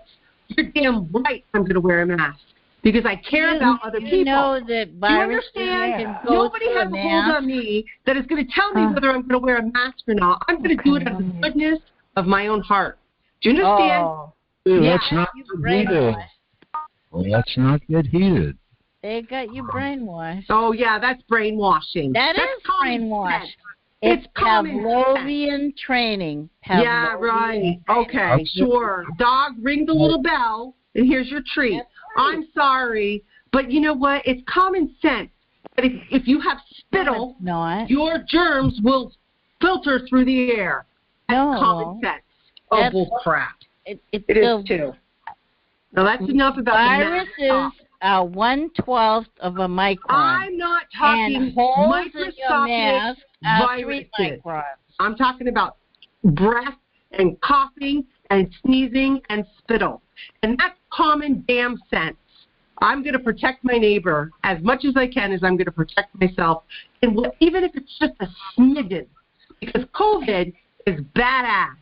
It is manufactured. It's not exactly a virus, people. That's mind control. That's real mind control. Hello? Oh, whatever. Hello. Then I'm mind controlled. Not true. I lost two family members. You don't have free will. Jesus Christ. Hello. COVID is not exactly a virus. A virus has to be alive, and this thing is not. Well, whatever viruses are not alive. It's not a virus. A virus has to be alive. That's what I'm saying. Viruses are not alive. This is not a virus. Not alive. This is another disease. Viruses whatever it is, it's lethal. Viruses are called pyrons. They're not alive. Okay, whatever COVID is, it's lethal. And I'm going to make sure that I'm going to do my part to A, not catch it, and B, if I'm a carrier, not give it to someone else. I haven't seen one dead body from it. Can do. Well, guess what? I had a friend who used to spew how it was probably not a big deal because she had all this, she was really concerned about what people were telling her, and she caught it. And she caught it to the point where they read her last rites, and she just reported this week that this happened. She was in the hospital for 6 days, and the doctor came in and said, your lungs are really bad, and I really hope it works for you. So you're wrong. I have lost my lethal. father and my sister to COVID.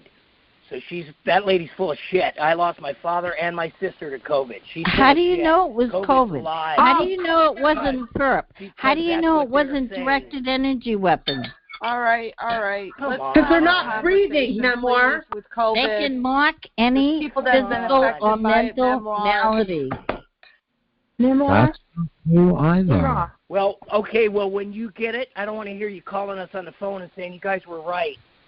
No, I won't. Robert? I know you'd be wrong. Enough. Memoir. Robert? Frank, do you believe that directed energy weapons can mark any physical or mental malady? Oh, yes, I do. Matter of fact, I want you to go and look at. Listen to me. Hear me, everybody. What, Frank? I want you to look at the videotape of the guys attacking the state capitol. There's a guy standing there, looks like he's holding up a radar gun, and he's shooting it into the group of people that are fighting him off in the Capitol building. Go watch the video of it.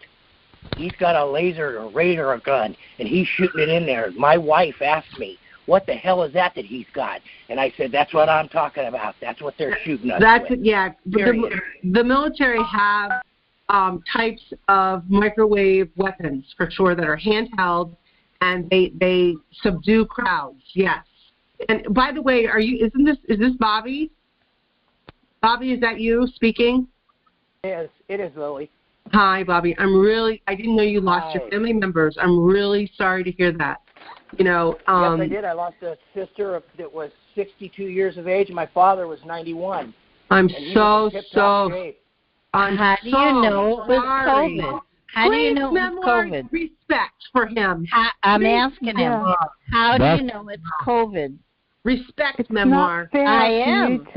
How do you know it's grieving his losses? Well, I'll tell you a little story. He needs to be at least respected for that. I'm sorry for your losses, sir. I'm going to go real quick. So here's how the story went. My sister came to Oregon to get my father because she was out of money.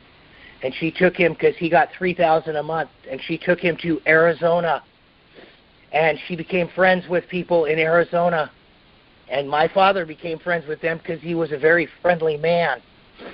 And all of a sudden, she put him in a old folks home.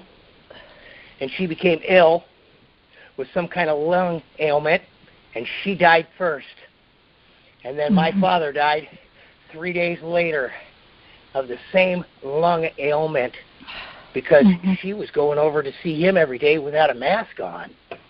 Period. Sounds like directed energy weapons. Oh, for crying out loud. Can't you just have some compassion? It could be Memoir, could you please just calm down and have some compassion? What's wrong with you? Memoir. You lose complications to COVID. Yeah, absolutely. Memoir, here's some advice. You want us to believe your objective or your opinion, your experience, and what you understand and know. But you're going to lose people when you go too far. And you go too far. Don't lecture me. Lecture me. What do you mean? You come on here and you lecture us. I am not lecturing me. But that's the pot calling the kettle black. You are lecturing us. No, I'm not. Everybody has you were on here for 40 fucking minutes, and I was listening to you. Oh, boy. Frank? Oh, my God. Is everybody so upset because I said the F word? Oh, my gosh. No, ma'am. Good night. Not at all. I still didn't forget the horrible things you said to Frank last year. Everybody that... Memoir is gone. Whether she comes back or not, we'll see. But she's not. Frank, I'm surprised you were so forgiving in letting her back on your call after the things she said to you last year. I'm sorry, I didn't forget. I did not forget, and I don't know if she apologized. But she gets worked up, and She goes too far. Yep. That's true. And that's just plain rude. I'm really surprised, Frank, that you allow her to go that far, you know. Frank's got a big heart.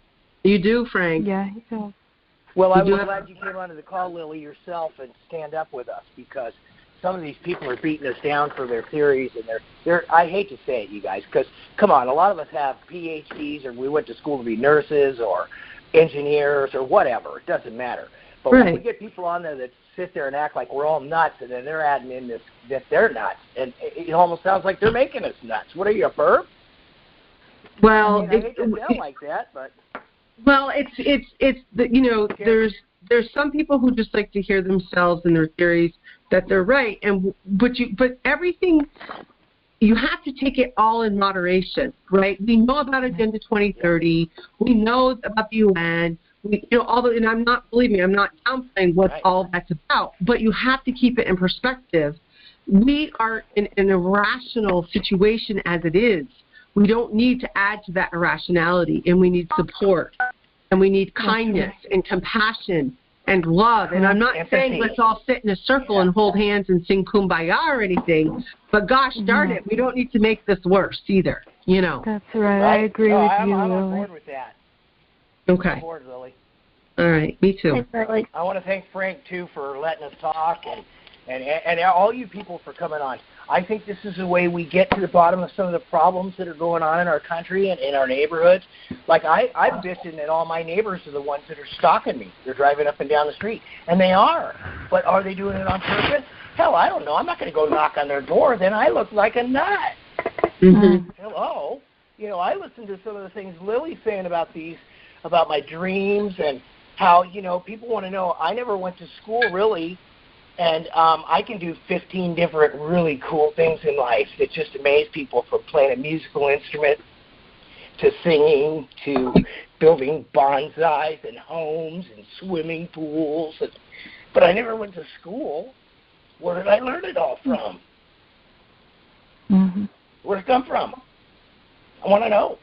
Well, you obviously have some natural mad skills, sir. I will tell you guys this. When I was a child, I had a head injury, and I went to a program in Oakland, California for many years, and then I was put on pills. It was Dexedrine, and I was on Dexedrine from the time I was 7 till I was 17, right? I remember getting off it when I was a teenager because I didn't want to get off it. How many milligrams were you on a day, Bob? I don't know. The pill was green. It was a capsule, and it was green. How many milligrams is green? The top was dark green. The bottom was light green. Can I clue you into what that's about? Do you understand the use of stimulants in these programs? Yeah, because I became a methamphetamine addict for 20 years after that, even though I kept these jobs. Well, two things can happen. Sometimes they don't like it when you start messing with your brain waves and use drugs like that. But one of the side effects to Dexedrine is you produce too much neurotransmitter, okay? And then, as a result of that, you can get a buildup of something called adrenochrome. And adrenochrome is really dangerous because it creates a place in your mind where you absorb information incorrectly. So what happens is it almost mimics a type of mental illness. So then it's almost like this induced state of reading into stuff, okay, where things take on enormous amplified meaning. And one of the ways they can do that is with the use of Dexedrine. Now they use Adderall. So you have to be really careful. And then, of course, it's addicting. So you can get addicted to it. And I never used it after I was cut off from that. I just learned about methamphetamine and used it for about 20 years. And then but what Lily is saying is very interesting in terms of TI experience, because now I think they can hype up your adrenal system with frequencies and get the same effect. So that's why you notice that a lot of TIs have a certain belief system, and it could be some mix of information or some mix of deleted information that makes them have a particular skewed view of reality. And isn't that interesting? Yeah. And Lily, do you have nurses training or something? How did you get that information? Okay. Yeah, so, in interest of full disclosure, in 1994, I was doing very well in school. I had a 4.0 as a law student. And I was all gung-ho, but I was trying to balance being a new single mom. So I was not a new mom, but I was new at being single. So I was trying to balance raising 2 kids, school full time, trying to put food on the table, and I started to struggle because I realized that the way I learned was in fragments. So I started doing research up at we have a big university in my town. So I was doing, and it's a medical university. So I started doing research. There wasn't a whole bunch then on attention deficit disorder that was published that I could access. So I went to a doctor eventually, and I was put on Ritalin. And I was put on Ritalin and diagnosed with attention deficit disorder, which I now disagree with. I just think I was overworked back then, exhausted kind of stuff. But anyway, so he diagnosed me with ADD incorrectly, I think, now, and put me on Ritalin, but the Ritalin dropped my heart rate really, really low for some reason, like in the low 40s. So it would palpitate. So it freaked me out. So he put me on Dexedrine as a backup. And I was on Dexedrine for about 4 or 5 months, or not even that long, more like 3 or 4 months. And I had, I researched the crap out of it and read, Driven to Distraction. I was at the medical library researching everything I could get my hands on. So that's where I've got all the experience and the information from. Fast forward, the Dexedrine, basically what it does is it pumps your adrenals, okay? So you produce more brain juice, more neurotransmitters, but it depletes also at the same time. So it's if you're not eating right, it's extracting all these other nutrients to keep things running, if you will. So when you go off of it, it's like before it, you have a normal brain. You go on the stimulants of any kind. It pumps your adrenals. It turns your brain into a big, fat, juicy grate, okay? So then you kind of get used to it and you like it. Then when you go off of it, your brain starts turning into a dried up raisin. And it's having the balance of keeping your brain where it should be. And, introducing drugs like that can be really dangerous. And I suffered from it, going off of it. And that's how I started researching nutrients and nutrition instead of doing drugs, because I suffered side effects going off of it. So that's where I get all my information is from. I picked the brains of doctors, too, during all of this, too. Like, okay, but this is happening and this is happening. And then I discovered this book called The New Orthomolecular Nutrition, which is fantastic because they talk about how to fix the dried up raisin brain, which is niacin or B3 and B complex. So if you have issues with stimulants in the past and you have adrenal issues, exhaustion, your body absolutely needs desperately calcium, B complex, and vitamin B3. And you're just, I don't care who you are, you're not getting enough of that in your diet. And no matter what you eat.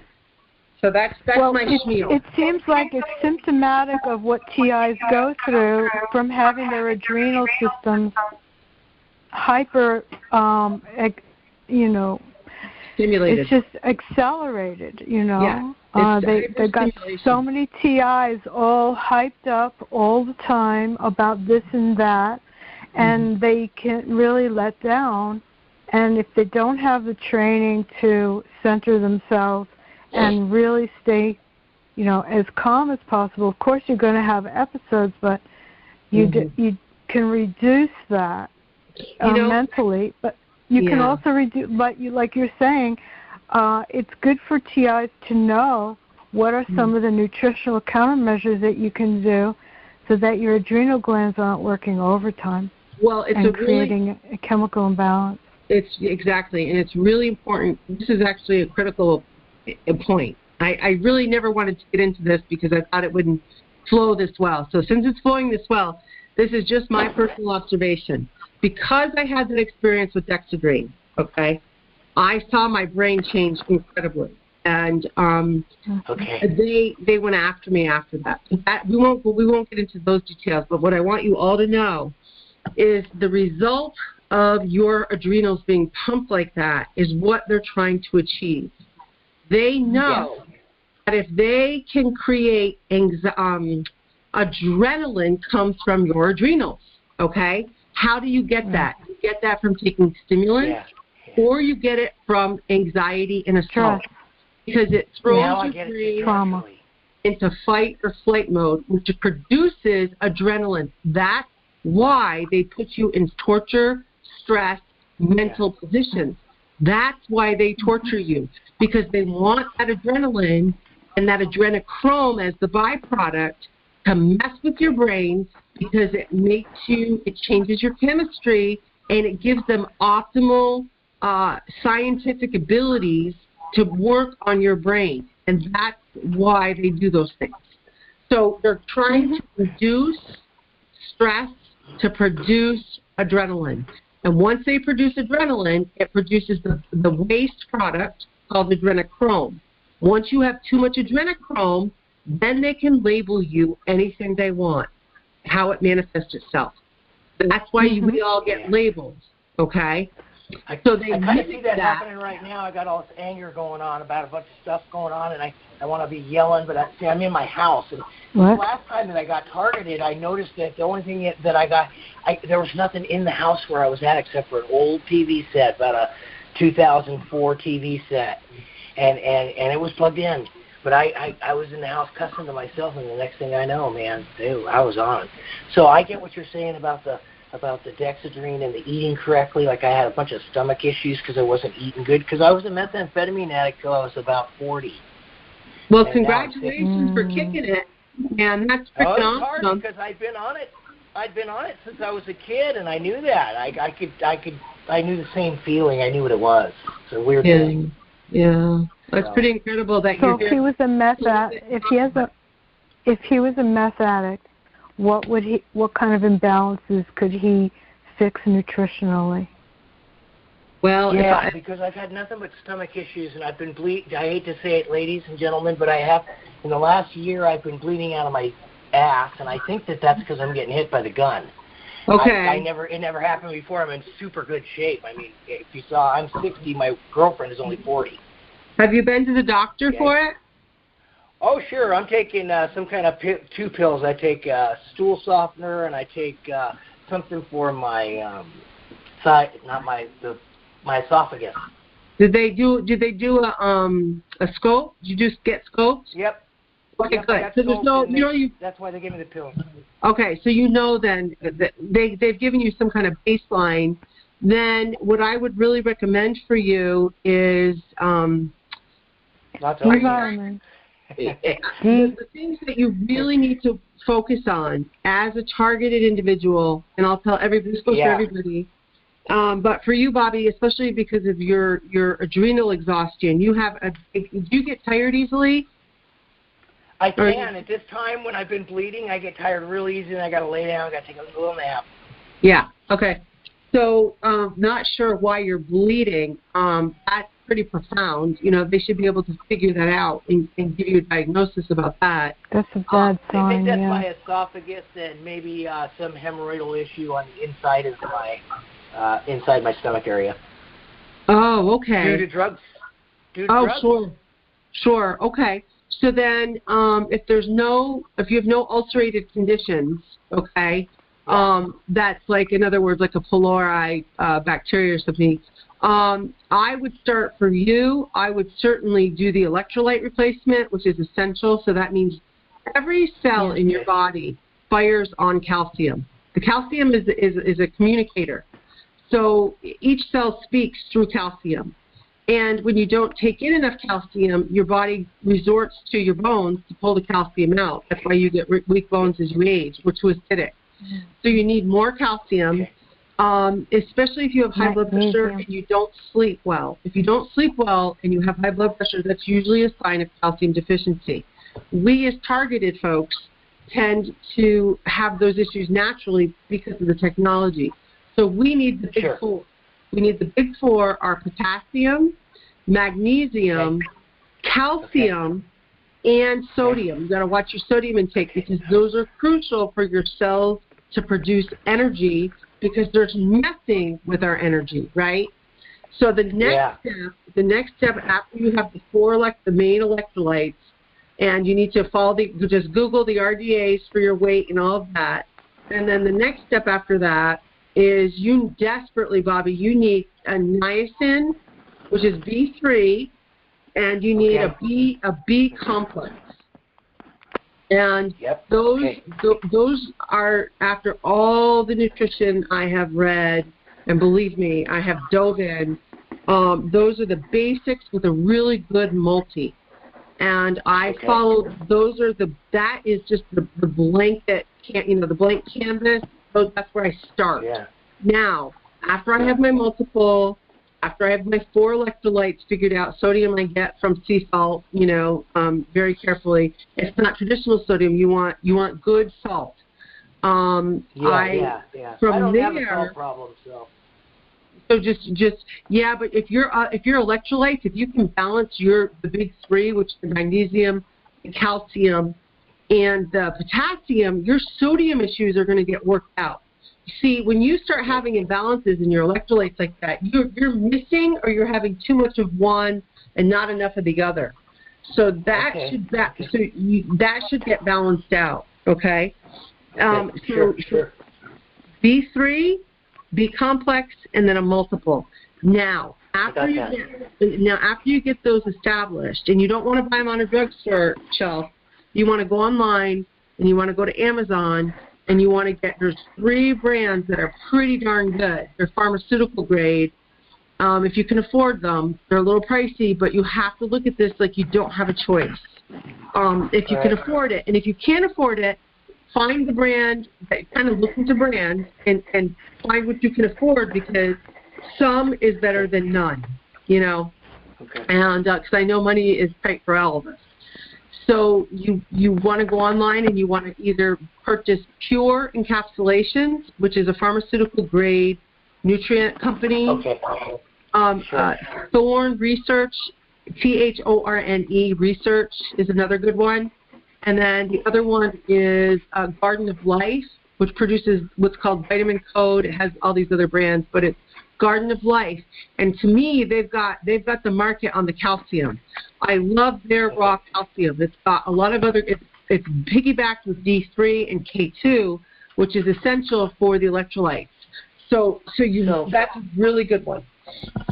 Okay. One of the things I do want to tell you guys is, so one of the funny things is my nails grow really fast, and I have really long hair and a beard now, which is really weird because it's always been kind of thick, but not like this. It's like within a year it grew, as long as a woman's hair, and it's kind of a weird thing. It's like all of a sudden my body even changed. So, it's kind of scared the woman I live with because I used to have a flat top and keep my face all shaved up, but, now that I'm locked inside, it's like, wow, within 1 year, she's like, wow, within 1 year, you should see you. Well, I still have all my teeth, so. Well, that's good. That's really good. Well, that's good, yeah. I still have them, and they're still in pretty good shape, I think. I don't think they're going to get me into trouble. I sent a thing to Frank about last year. I brushed my teeth with salt real heavy, and after that I had a bout of vertigo. And every time I have these bouts of vertigo, I get these weird visions. It's kind of a really strange thing. I write them down, so it's kind of scary afterwards. But it's almost like like I'm uncovering the blanket. Yeah, I know that sounds crazy, you guys, but it's like I'm taking something off from something when I dream these dreams after I brush my teeth with salt. It's really kind of weird. I don't feel good afterwards. It's not fun. I do it because I want to keep my teeth. I don't know why. But it's a weird thing.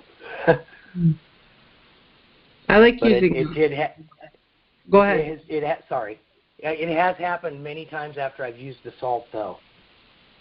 Huh. It's like if you've ever been stuck out at sea and had to drink salt water, you'll get hallucinations. It's almost like that feeling. It's like it happens in the middle of the night, and then I wake up, I'm super dizzy, and then I have to eat a meclizine. I wonder if that's because your electrolytes are so off. If you're doing salt like that. Yeah, you really need to look. Isn't that weird? Yeah, no. Something says if you're having some type of reaction when you're using salt like that, you really need to look into your electrolytes. Do you get heart palpitations? Nope. I'm in really good shape, believe it or not. I before this all started with my stomach, I was doing 350 bar dips a day, 200 sit-ups, stuff like that. Wow. Well, that's fantastic. If you're hit with neuroweapon systems, though, you got to keep your electrolytes. I believe that's what it is. You got to keep your electrolytes up, so to compensate for what they're doing. And if sodium is messing with you, you need to balance your electrolytes out. And I won't do it. I haven't done it since the last time because I had to go to the emergency room. I was in there all day long and it sucked. I threw up everywhere and I was screaming at him, make it stop. I couldn't stop spinning. Wow. Vertigo, huh? That was pretty scary. Yeah, it was pretty scary, really. It even scared the woman I lived with. She was like, I've never seen anything like that. You were throwing up like almost like your head was going to spin off. Yeah. Wow. Make it stop. So, anyways, I've talked enough. I love you guys, and Lily, I love the way that you perform in your expirations of your the way you perform, the way you talk. It's like I was telling Frank, you guys, some of you people speak real good. I haven't been around a lot of speakers, and for me to hear other people that are targeted, that know where I'm coming from, and they have some ideas of where it might be coming from or what it is, it really helps me out a lot because, like I said, it's been going on in my life for 50-plus years. Wow. And I know it has. Wow, that's profound. That's scary for me. Yeah. Yeah. Well, thanks for the compliment, Well, I'm going to try to stay on the call. I didn't know you guys existed before. Ella turned me on to you guys. Ella and Matt did. I usually just sit back and listen. Oh, well, you're welcome to call on the call anytime. Frank Allen, what are you saying, buddy? I think Frank disappeared. I'm not logged in as a host. I'm going to have to log out. I didn't mean to turn everybody off. Sorry. No. What are you talking about? You didn't. No, Frank is asking me to take the call till 1. Oh, man. Well, you guys are on the East Coast. I'm on the West Coast. I'm in Portland. Oh, okay. Wow, you're in Portland, Oregon? Yeah. How's that? How's Oregon doing? We're doing okay over here. It rained real good last night.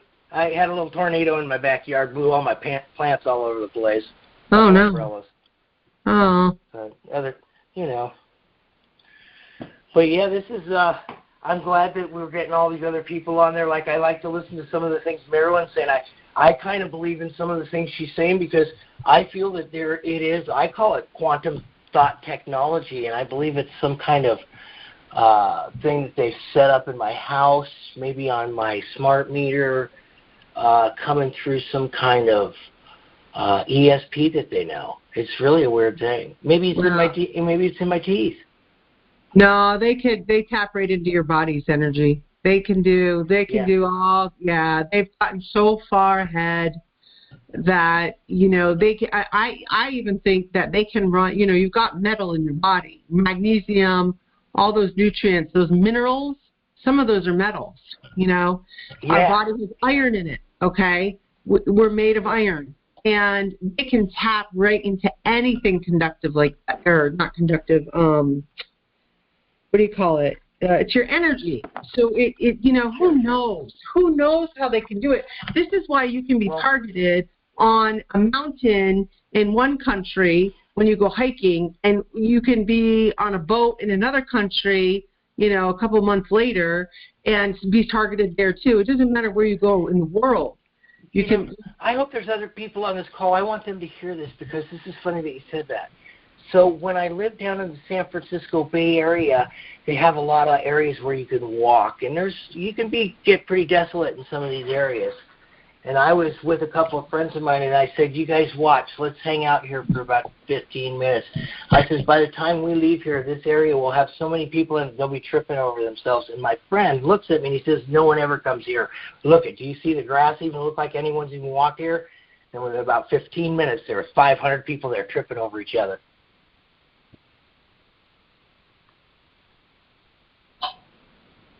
So it is very unique. They knew what was going on. I believe they were all scared of it. They wanted to know how I did it. I didn't know how I did it. I just said that that's what was going to happen. This was years ago, 20 years ago. Scary. I was walking down a highway, and the road ended at the end of the highway. And I couldn't understand why there was cars going down it. I knew the road had been closed for years. Down there, I was walking. It was kind of strange. I knew what it was. Everybody, since I have the call right now, I'm sorry, Bobby, I gotta figure this out because I gotta log back in, but I can't close the window or I'll lose everyone. So I'm just gonna minimize, I'm gonna try to log in on a whole new, I think I can log in twice. So I'm gonna see if I can log in on the app twice as host. Because I got to be able to take over the switchboard here. I don't know if I can. Yeah. I keep forgetting you guys are all up still. It's almost 1 o'clock in the morning there. Nope, it's not letting me. Okay, well, I'll just make do. I wish Frank would have told me because then I would have logged out first. I don't think he's still on. Frank, are you still on? No. Oh, well. Okay. So, Lily, I think you can log out and log back in before 45 minutes is up, the way he has it set. No, because it'll ask. Oh, it just says leave instead of end. If I leave the call, though. Well, no, don't end the call. Just log out and log back in. Right. And it should allow you to change that while the call is still going. Okay, so it'll still be running on Frank's opening. Listen, everybody, if we get disconnected, just call back in. Yeah. Okay, so I'm going to try leaving, and then I'll log back in. Okay. Okay. And I'll tell a little story.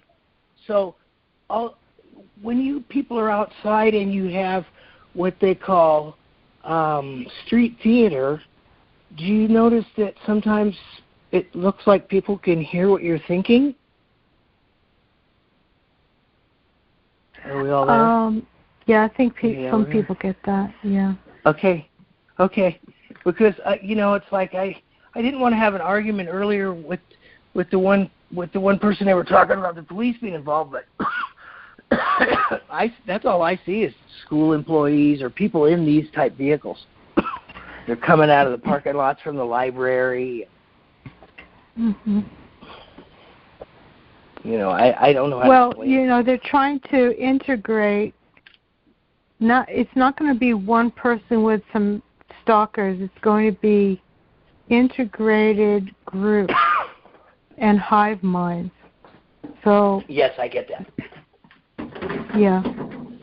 Yeah, I get that. It's like I'm back. Good. It worked, right? It worked. Okay. I thought so. What scares me is knowing that, like, when I'll come out my street. Okay, so say I'm coming out my street from my house, and there's not a car inside. I'm like, all right, I might get away with it. I might get to the end of the street, and then as soon as I get to the end of the street, 500 cars are out there, and it's like, wait a minute, where are they all going? What are they all doing? But just forget about them. That's not important. That's just a distraction and a diversion. Okay. That's the kind of things I'm asking. How do you guys get through that? Because some of that stuff angers me, like seeing the same guy 4 times in one day when I'm trying to do my stuff around town. Right. Like to last keep week, you distracted. Yeah. Last week a guy cut me off, and he was in a school van. I saw him when I was getting gas, and then when I left, he purposely came and cut me off. It was really a weird thing. It pissed my other half off. She got scared. You know, she's like, is he going to run into us? I'm like, no, he's not allowed to do that. But street theater is real scary for me because I hate to say it, I live in a town with 25 or 3,000 people, and most of them are real hardcore. I want to say probably believe more closer to fascism than anything. So maybe I'm a rarity here in town. I don't know. Most of them seem nice to me. Sorry, I'm coughing for some reason. They're whacking on my throat, or I'm whacking on it. Who knows?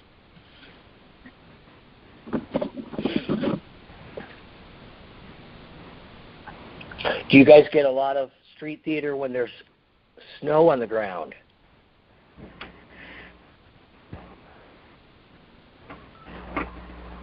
I haven't gotten any street theater in a while because I've been stuck at home because of COVID.